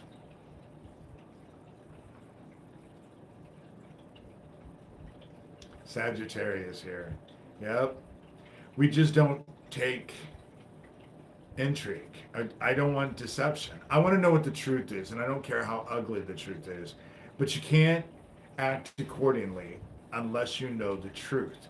That's the reason why when I fuck up, and I know I have fucked up, like this whole thing about saying that Thomas Schoenberger was Andy Villa. He's not Andy Villa. Ophiuchus. I was born under the sign of Ophiuchus. I'm right there. December 6, 66. I am definitely Ophiuchus. I'm more Ophiuchus than I am Sagittarius. And that's just it. I can smell your BS. I tell people all the time, I may not know what the truth is. I just know you're not telling it to me. Because I can hear when people are not. You know how when people lie, there's like this resonance that comes in their voice, and they have weird, shifty movements. Virgo is also another sign that doesn't deal with deception very well, from what I understand. Virgo, from what I understand, is the last. Well, my birthday creeps me out because my mother went into labor with me Thanksgiving night, and they prolonged her. They parlayed her my birth until December 6th because they wanted the 12/6/66 in my birthday. Because let me tell you, I've searched my body. I don't have any tattoo that's 666. But every time I have to tell people my birthday, they look at me funny.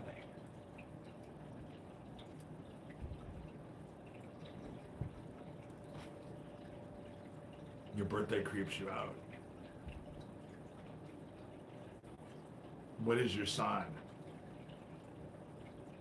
I think the worst sign is Scorpio, but that's because my stepmother was a Scorpio.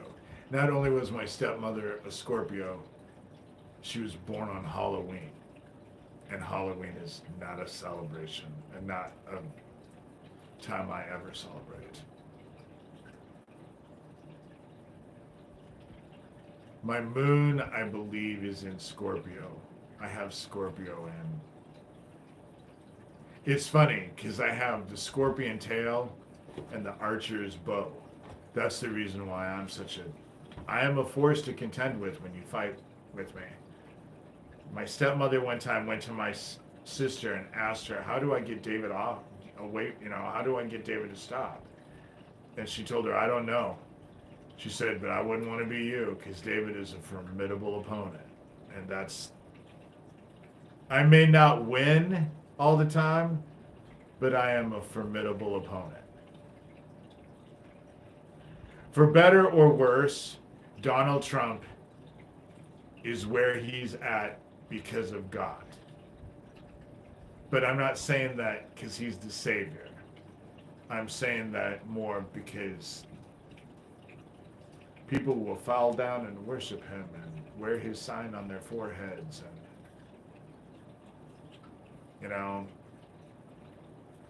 but there's no one else that's going to save us either. We're at the end. Nothing's going to save us. We're at the end. I love the smell of dirt. I'm Sagittarius and I like the smell of dirt. Right. Everyone has miracles.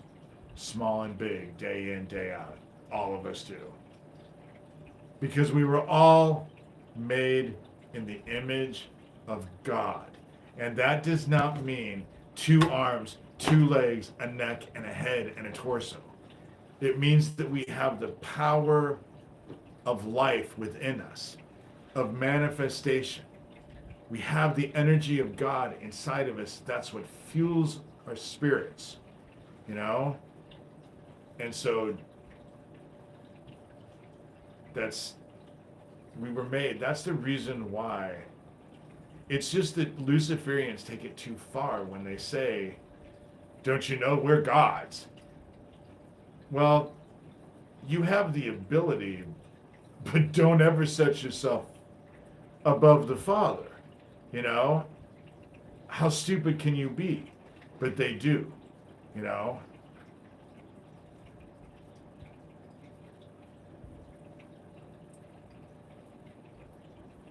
My nephew was born on the 6th of June in 2020, 666. Yep.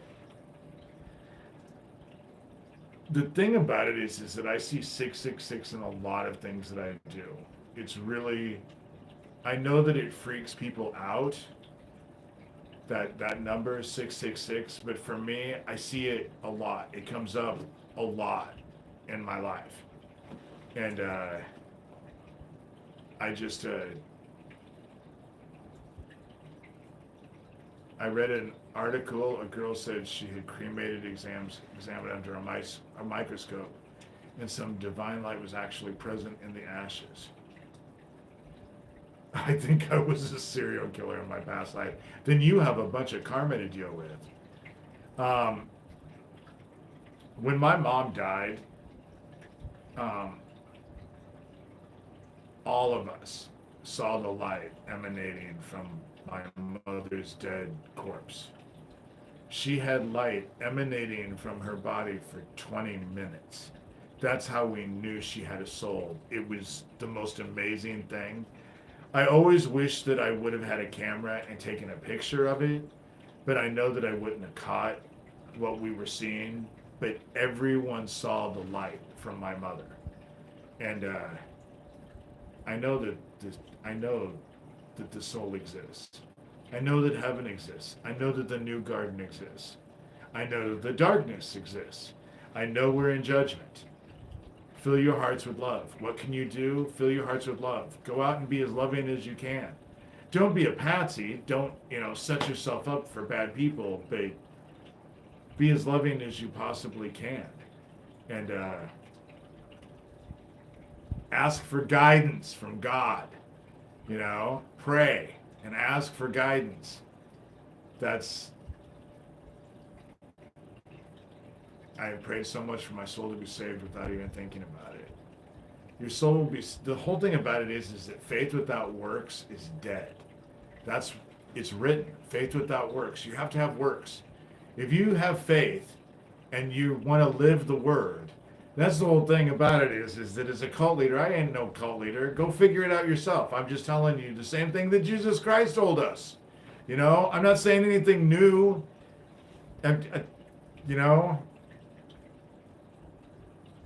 I mean, I guess if you want to give me everything you own, but then I'd feel really bad about it.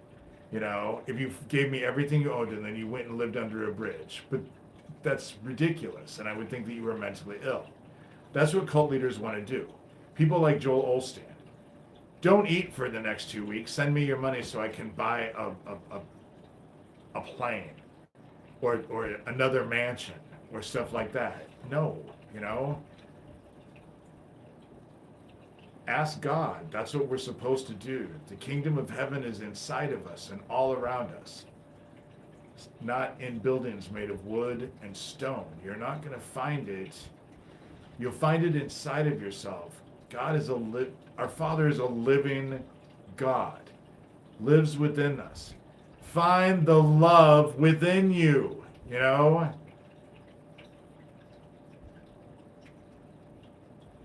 See, into the darkest places. I don't think you were a serial killer. I don't.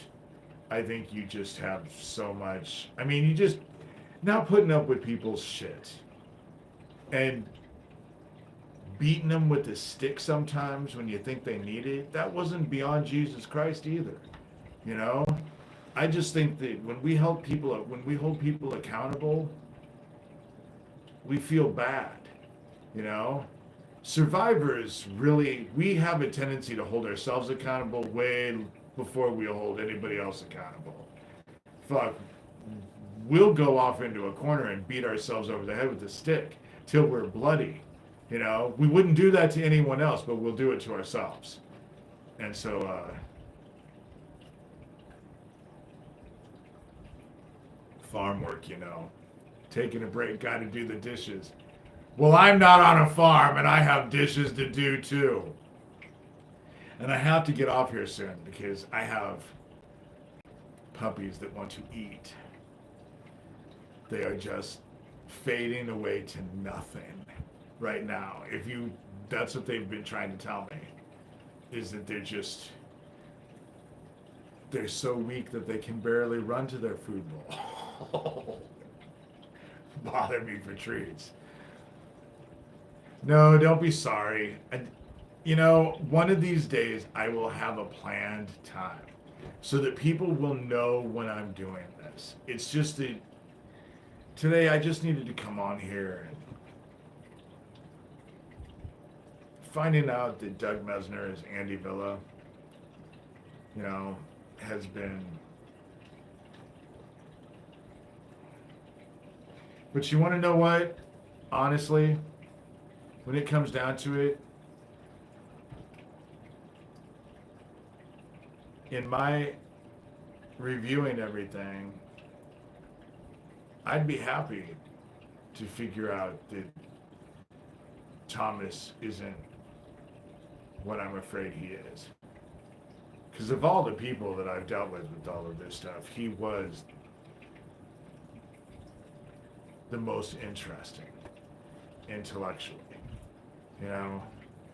And I am sorry that I accused him of being Andy Villa. I was convinced he was Andy Villa because he was involved with all of this stuff at the time, and I kind of just assumed, how you just equate everything, you just kind of want to lump everything together. It's just kind of the human condition. That's what I was doing, and I was totally wrong.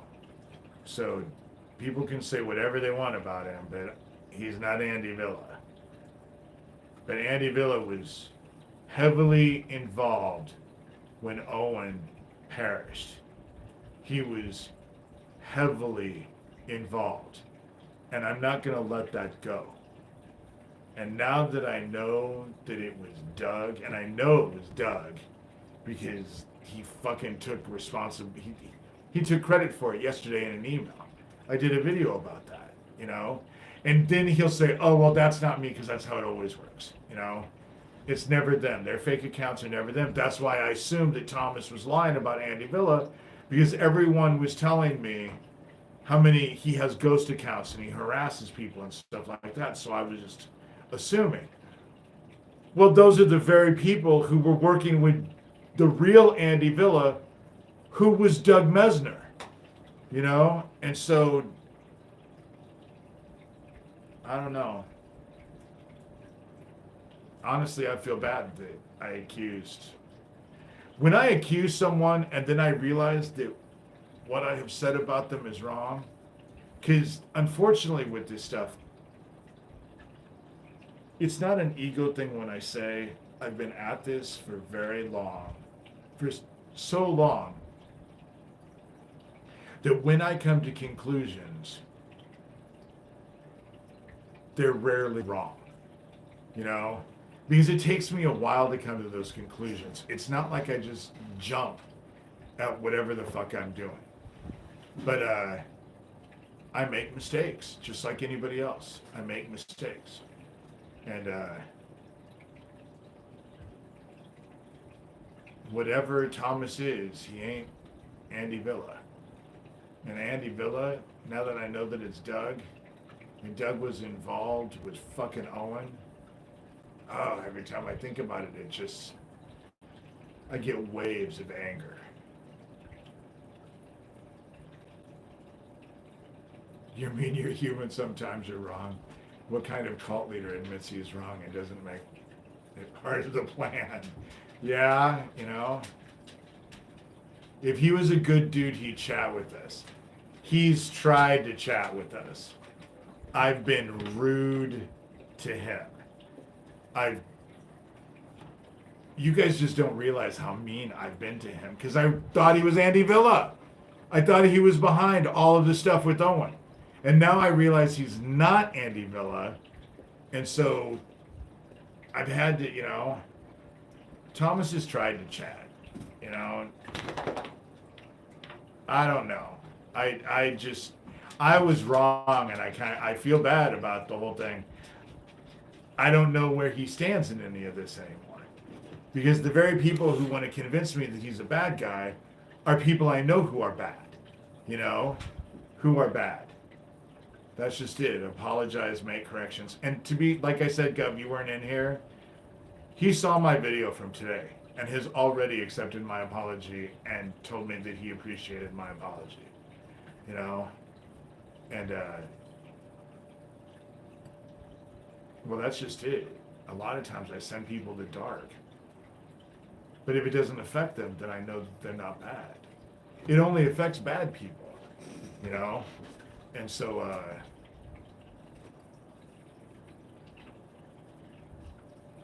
I don't know. It started out about Cappy, but then everything went down with Owen. And I can't let the thing with Owen go. I just don't know how to explain it. And the fact that they let one of my dogs out into the heat and then they're constantly threatening my dogs. I am so pissed off about it, you know? And I am moving forward. And you know, the whole thing about it is that now that I realize that Thomas is not Andy Villa, if he's open to it, I'm willing to start talking again, you know? That was the issue with Thomas that I had in the first place, was that I actually liked him. We only dealt with each other on the phone, but he's so intelligent and he's really interesting. But then I'm also attracted to bad people a lot of times.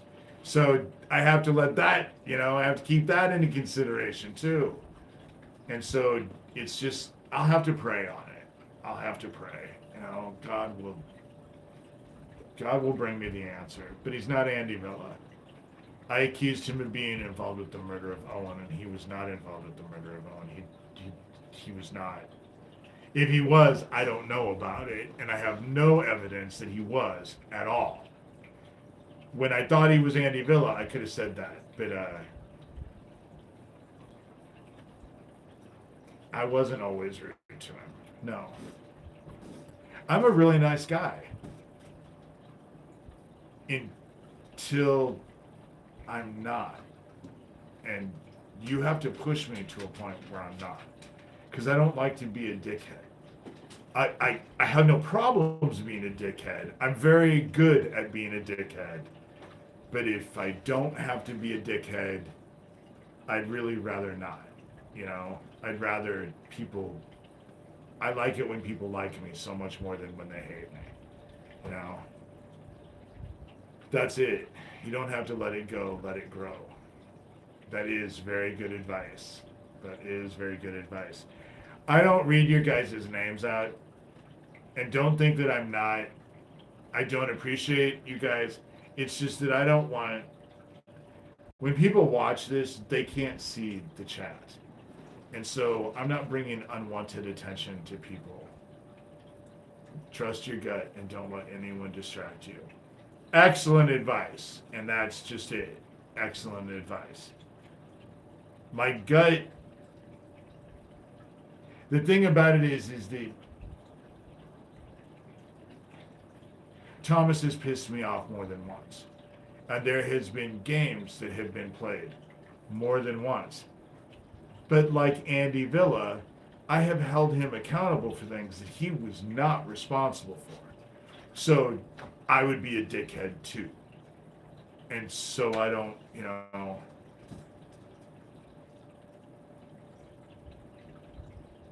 I don't know where to stand on the whole situation. I appreciate the fact that I'm able to be honest with all of you guys and get your advice, because it's, you know, that's how we work. Your gut doesn't always have to be right either. And it rarely leads me wrong, but I can, like anybody else, I can jump to conclusions. Especially when things are really, when I'm in I'm in the whole attack thing and everyone's attacking me, you can't really overthink everything. Sometimes you have to make conclusions and just go forward like that. That's what you have to do.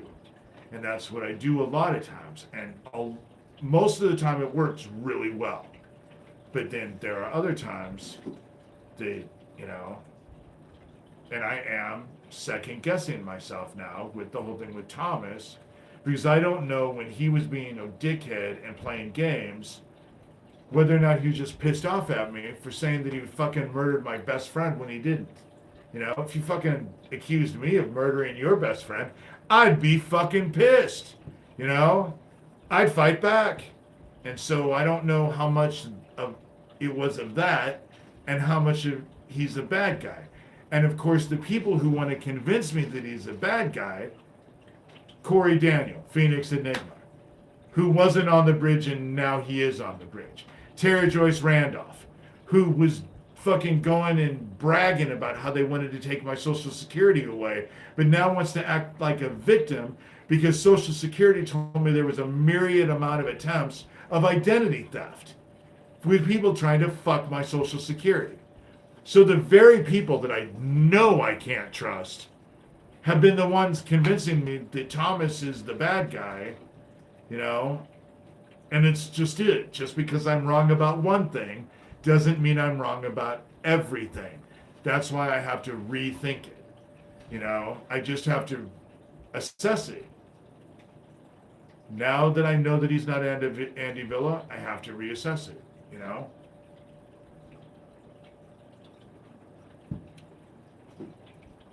He's too involved to just be a musician. He's too involved. That doesn't even make sense to me. He's too involved. But how involved and where that involvement is, you know, and to be quite honest, when it comes down to it, I really did want to be his friend. That's the shit part about it too. I have to keep that in consideration and not let that jade anything, you know, because I don't meet brilliant people very often, you know, and it's not, oh, I'm all that, but when you are intelligent, especially when you live in the Midwest, you feel a sense of isolation because people, you know, I've said that many times as well. I know. I like intelligent people, you know, who have opinions. I'm not touching nothing, so if your comments are disappearing, I had nothing to do with it. I never read, again, if I erase your comment, it's because I blocked your ass. So if your comment erases, but you're not blocked, that means I didn't have anything to do with it. But there are people who will leave comments that will piss me off. Or like Kristen Elizabeth, it was a goddamn game and I couldn't comment. I couldn't reply to any of the comments that she was leaving. So I don't know if she had me blocked, but she could still see me. I don't know how it worked, but I couldn't reply to anything. And I could reply to everyone else. So I blocked her because I was just like, nope, not playing this game. You ain't gonna post something on my venue that I can't comment on, you know? And you don't have to agree with me. If you have a valid argument with something that you have a valid argument that's not an attack, you know, you ain't just gonna come and attack me. But if you disagree or you're asking for a question, I leave that stuff up all the time, you know, because if you have the question, then someone else might have the same question. And, you know, Kristen Elizabeth was involved when I was battling Doug Mesner on Amazon. And I blocked her way back when because I came to the conclusion that she was bad. I got this at a Goodwill. I got that at a Goodwill. I get everything at a Goodwill. I bought this at Goodwill. It cost me $5. I love this hat. I buy everything at Goodwill. I'm jaded now with Goodwill. I won't go to a new place. I ain't giving you $30, $40, $50, $60 for a new shirt. You know, thank you. I thought so too. It would, you know, I think it's supposed to have a feather here, but it doesn't have a feather, and my hair is just all over the place right now with the humidity. And I didn't want to I have the ceiling fan going because I keep my my air conditioner is at 76 during the day because I can't afford to have it colder. If I could have it colder, I would have it in the 60s. But I can't afford it. And so my hair is really frizzy, and I have a ceiling fan above me, and I didn't want my hair blowing in my face constantly. It's hot in the summer, and thank you for telling me. I don't feel like I look fantastic. I was born bright, not pretty. In fact, I think if you ask me, I went through the line where they beat me with the ugly stick a couple times too many. But that's all right. I'd rather be bright than pretty. Pretty looks fade. Intelligence has always served me well, you know? But then again, I am not always the brightest, again, I keep wanting to say I'm not the brightest tool in the shed, which makes my point perfectly. I'm not always the sharpest tool in the shed. And so, what's pretty inside, my friend, inside is where the beauty is. Well, I will say that I have a lot of love in my heart. And I love you guys. I think that a lot of people who come on here, I think we're all going to see each other on the new earth. A lot of people, I think you guys are in here just because you want to be reminded that you just need to love all you want. You just need to be reminded about what you're already doing, that you probably already do instinctively. You know, it's really hard to be a dick. When you're so inclined, it's hard to be a dick, you know? Screwdriver short of a tool belt. I've started to wear a man bag. Not because I'm gay, but because my keys and all of that, the older I get, the less of an ass I have. And so if I have my phone and my wallet and my keys in my pants, no matter how tight I tighten my belt, it pulls my pants down. And so I've started to wear a man bag so I can keep the heavy shit, so don't have to keep constantly pulling up my pants. Because I'm not gay enough to wear shorts and suspenders. I'm just not gay enough to wear shorts and suspenders. I'll wear suspenders in the wintertime when I'm wearing jeans, but I am wearing suspenders with shorts. And so a man bag it is, you know? A man bag it is. I'd rather wear a man bag than be showing everybody my boxers. Because that's what ends up happening, is my pants fall down. And so, depends on the shoes. I have a lot of shoes.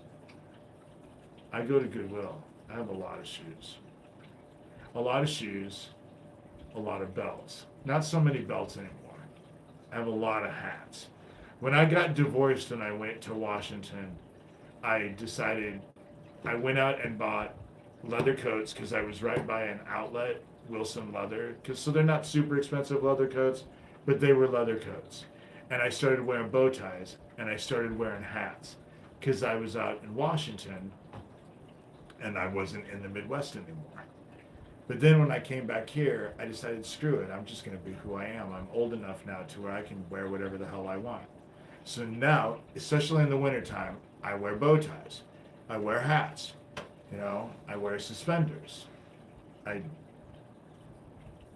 like to dress like that, but in the summertime, it's so hot in here that I'm in a t-shirt. And I have shorts on right now, but as soon as I get off of here, I'll take my shorts off and then I run around in my boxers and my t-shirt. And I'll go outside in my backyard in my boxers and my t-shirt, but I have a 9-foot fence. So if you can see me over there, stop fucking looking out your window, you know? Because I'm a 9-foot fence. I figure I could walk around in my boxers and my t-shirt in my own backyard. But, because when I grill and stuff, I make my own bow ties now. I like the bow tie. They are underrated and they are classy. I prefer bow ties because long ties, normal ties, what people wear, every time I wear a tie like that, it gets in my food. I can't stand my ties getting in my food.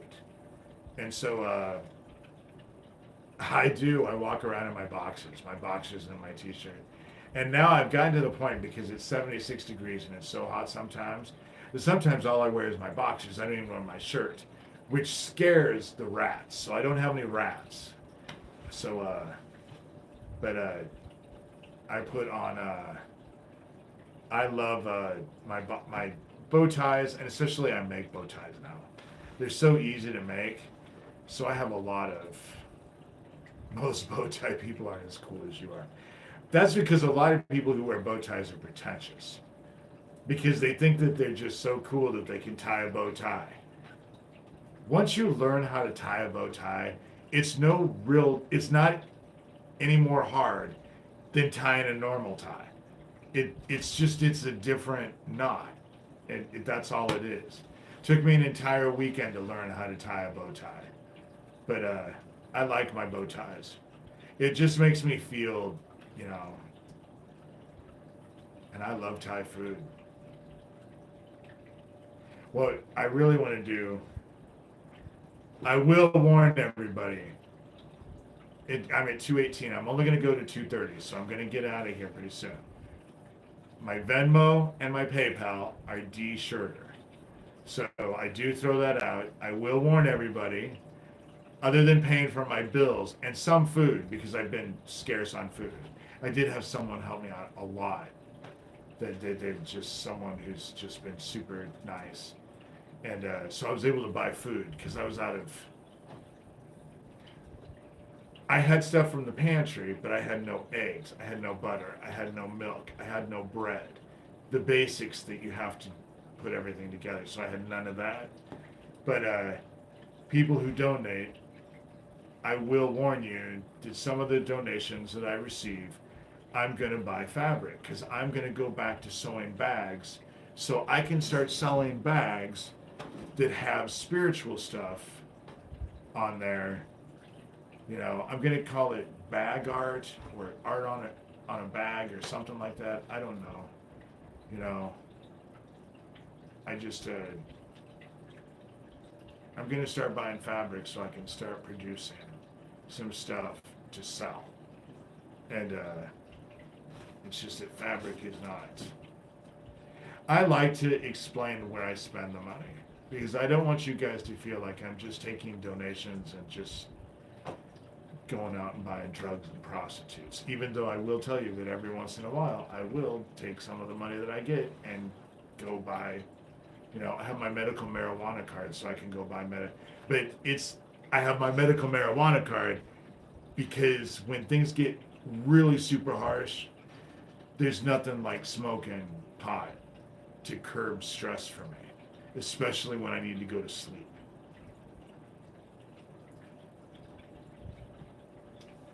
And I don't want people to feel like I'm duping them.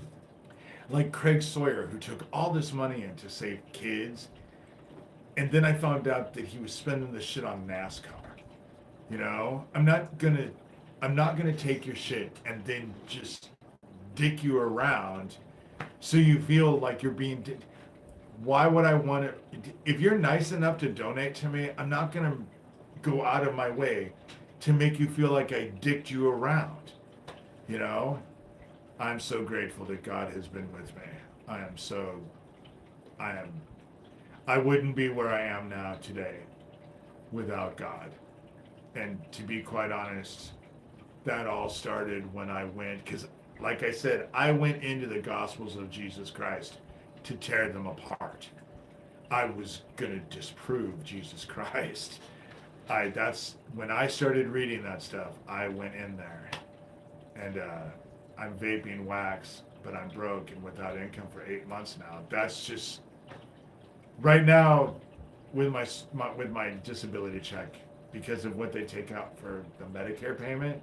I make $900 a month. Do you know how fucking hard it is to live on $900 a month? And there are people who are living on less. So I'm in a good position. I it's been rough, but God always provides. And I like doing these live videos because I'm actually be able to share my testimony with you guys on how God works in my life. And it's just, I may not have an abundance, but I always seem to have enough to get through. And I think that God keeps me in that position because it keeps me honest, you know? And I have an interesting short on that with Jimmy Dore and Stephanie Kelton in a TED talk. I read your stuff, government. Again, now that I'm working on my blog, would you send me the stuff that you want me to post on my blog again? Because I'm going to post stuff. Just realize that if I post stuff, you're going to have a rash of people coming at you. You know, they don't want me to have any supporters. So a lot of the stuff that you have is intelligent stuff that I'm not even aware of. The tax stuff and all of that, you know. I get $290 for food and I eat all of it and trying to work. You know, I called them and canceled food stamps. And I know that there are people out there who are like, why would you do that? Because you don't have any money. But the thing about it is they have gone out of their way to screw me every way they possibly can. And I'm not letting them use that to screw me. And so I'd rather be hungry than set myself up with this group. And that sucks, but that's just the way it is. I went in and talked to the people at social services and explained the situation. And they said anytime I want to reapply, I definitely would be, you know, I would be approved. But and I will tell you that the stuff that I saw, I've never been at the cremation of care thing at Bohemian Grove. That's not when all of the shit goes down. That's the thing that everybody knows about when they burn the child effigy and stuff like that. But I will tell you that that video of people hiding in the trees taking videos, it's really dark so you can't tell. I do food pantries, but I only have 2 food pantries left and they're done in October. So if I take one now and I need one closer to there, I'm just afraid of, you know, because you only get so many a year. And I don't know if I've seen the newest video. I will tell you that I only watched a little bit of it. It looked very legit to me. I don't know how the fuck they got in there. I certainly don't know how they got into the trees. But that I went to the pantry today. My pantry is closed. It's only open Monday through Friday. And I think that they knew he was there. I did. But I think that it was legit. Whether or not he was there, I don't see how he got in there without them knowing. Because if you go through the first gate, by the time you get close to the second gate, they'll shoot your ass dead. So I don't know how they got in there, but what they were filming looked legit to me, you know? Oh, you're in the Bay Area of California. I'm so sorry for you. No wonder you're starving. You probably live in a studio apartment that costs $5 million. I looked for property in the Bay Area. Oh my God. You could live in a slum and it would only cost you $2.5 million to live in the slum. You know? They knew. I think so too. I think they knew. I think that they're trying to make it seem like it was no big deal. I am having a battery issue. I have 10% left to my battery. Very good government. Most people wouldn't have gotten that noise. I've been on here for almost 2.5 hours. But I'm having fun, but my phone is going to die. He's an actor. That's the thing about it is that I think that what they did with the cremation of care is because they want people to watch that video and think that it's nothing. It's the same reason why Mike Aquino in the late 80s and early 90s went dressed like fucking Merlin all over so that they would look at him and think, oh my God, what an idiot. You know, that it's no big deal. He's no threat. He looks like an idiot. Mike Lucchino was one of the fucking most vicious people I've ever known, and he was no idiot. But that's, you know, him and Ted Gunderson, that whole act that they did on Oprah and Geraldo and all, they went through the whole talk show circuit. And that's what it was. And it's so everyone sees that and think, oh, well, there's nothing that big there, you know? Just a bunch of guys dressed like the Ku Klux Klan, only their things are fucking purple or dark, red. Who knows what color it was? It was so goddamn dark in that video. But that video was filmed in Bohemian Grove. I recognized where they were at, you know, even as a kid. But that shit gets him burned into you. You know, the funny thing about the Bohemian Grove, what stands out is not the owl thing, but that fucking putrid goddamn pond thing that's in front of it. Because that thing stinks. I don't know what it's like now, but as a kid, it stunk. I mean, like a weird death smell. You know, it wasn't so swampy. It stunk. You know, I always remember it like death. Yes, that pond thing smelled like death. It was always the weirdest smell. And yeah, there's nowhere to live. I'd have to make 2,000K for sure. Yeah. In the Bay Area, San Francisco is my favorite weather. It's cold all the time. In the middle of the summer, it's cold. I would love to live in San Francisco in the Bay Area with all of that, but they may have had dead things because they like the smell of death. That's part of it. So maybe it wasn't the lake. Maybe it was something there. That's true. I was a kid. It's not like you were able to go out and investigate, you know? Oh yeah, I was in the Grove. I was in the Bohemian Grove several times. My dad had a plane, you know? Of course I was in the Grove. Peter Chernoff. I've met him, talked to him. He was in the Grove. We've compared stories. I know goddamn well he was in the Grove. Just like Fiona Barnett. She knows this. When you've been there, especially even as a kid, there are details that you would know you wouldn't know if you hadn't been there. That's how I know Peter Chernoff is real. Peter Chernoff is real. He was always trying to get the child that was murdered. But Peter Chernoff went through MK Ultra and was an assassin like Max Spears. You know, my dad emits a corpse smell when he sleeps. Ew.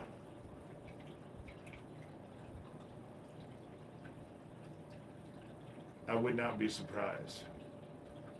I want to ask you about something that makes me feel dumb. Okay, you got to hurry though, because my battery's dying. Mention it, but you got to do quick, because my phone's about ready to die. I only have, and it is from an unclean liver. If you smell really bad, you need to have a cleanse. Get that liver cleansed. You know. Did you ever see the Dr. Phil episode with the Kendall girl? No.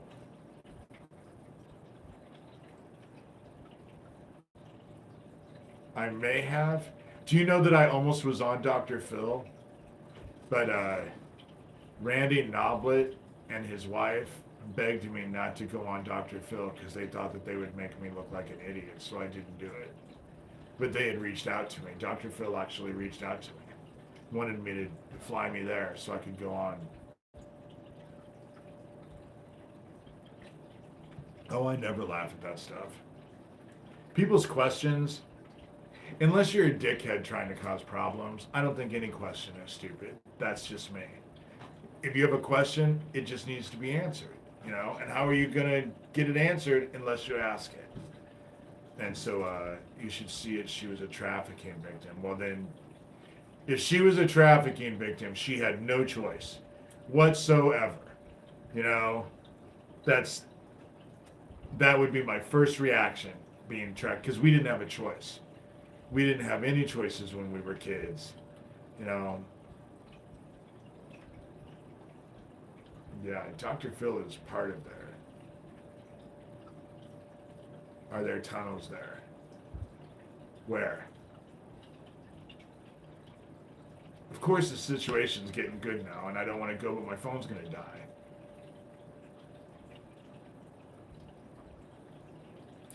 That's because that whole Stockholm syndrome, that's the whole thing about it is that you go through the abuse that we went through. In many ways, in your own mind, they do own you. You know, you have such little self-worth when you're, unless you go through therapy. It took me years of therapy to get any amount of self-worth. You know, it's really easy to hate yourself when you're a victim and tell yourself that you deserve this shit that you're enduring and all of that. You know, I probably would have never done anything, but what compelled me were all of the little boys that died when I was growing up. That's the whole thing about it is that that's what kept me at this, were the children who didn't make it through and died. It all looked to me so much like they used her as a message to other victims: do not leave, because leaving sucked. Exactly. That's what they end up doing. Yes, the monster you know is safer. You'll always gravitate to what you know. And a monster that you know is always safer and better than the monster you don't know. And that's what ends up happening. That's the thing about it is that I have a feeling that in their minds right now, they think that if they take me out, they're going to use me and take me out and then convince all of you, see what happens, you know? That's why I'm telling you, it doesn't make any fucking difference what happens to me. Let me tell you, from someone who's going through this right now, it's worth it. I was never in tunnels in the Grove. They didn't need tunnels in the Grove. You know, they didn't need tunnels. It's all wooded areas, and you can't even get there. You know, that when they were having those hunting parties, we were all out in the trees. There were no tunnels. The issue that I have with tunnels is that everyone talks about, oh, tunnels. There's tunnels. There's tunnels. The issue with it is that all these places that you think they're tunnels, they don't need tunnels. They do it out in the open. Nobody sees it, and it's out in the open. In Omaha, they were saying, oh, there's these tunnels in Omaha. Well, there might be tunnels. There might be a few tunnels, but all the shit was in the gay lifestyle. They were making the snuff films in the basement of the Hollywood video or the Hollywood bar. There were no tunnels in that basement that I knew of. You know, it was all out in the open. The old market. Maybe there's some tunnels in the old market. I don't know.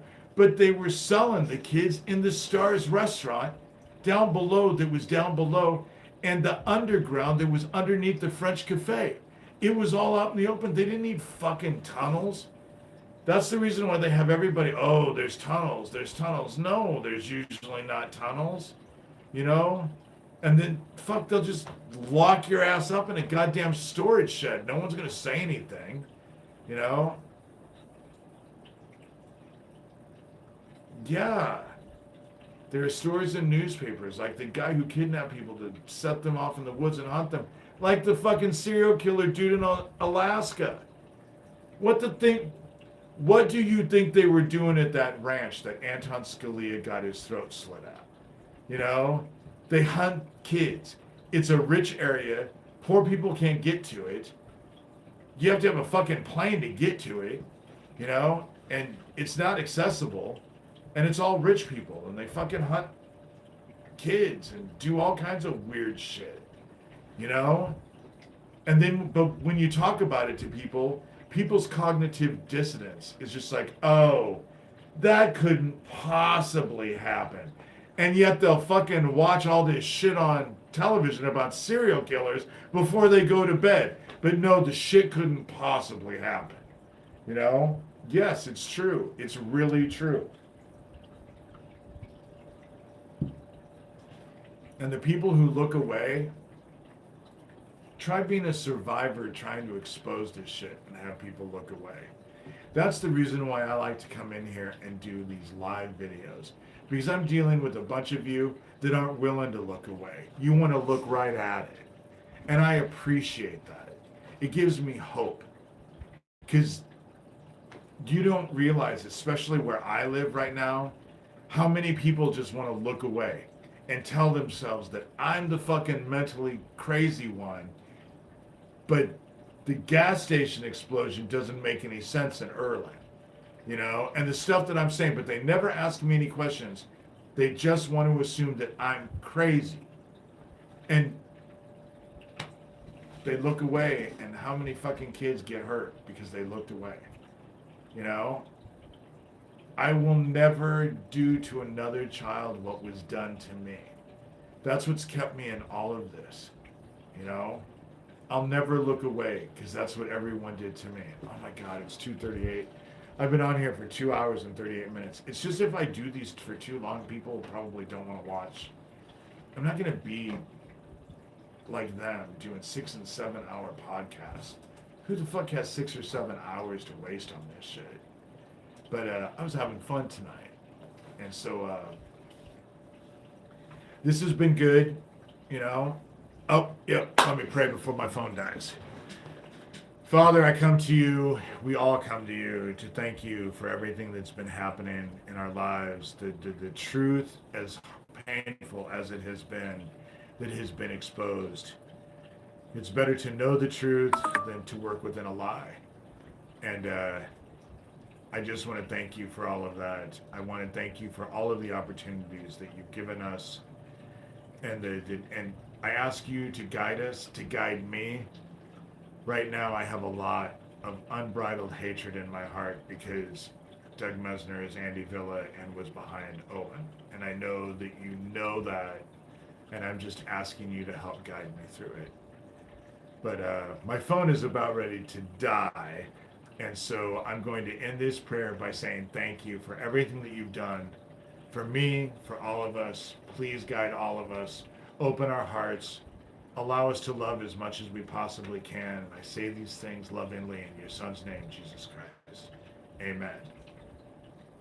So my phone is about ready to die. I have 3% left to my phone. So I'm going to get off here. But thank you guys. I feel so much better. I always do when I come on here. I always feel so much better. Pray for me that I, you know, get through this, you know. Pray that I come to the right conclusions with Thomas Schoenberger. Because if he's not really a super bad guy, and I could actually become friends with him, fuck Terry Joyce and what all the rest of them have to say. He's intelligent. He's interesting.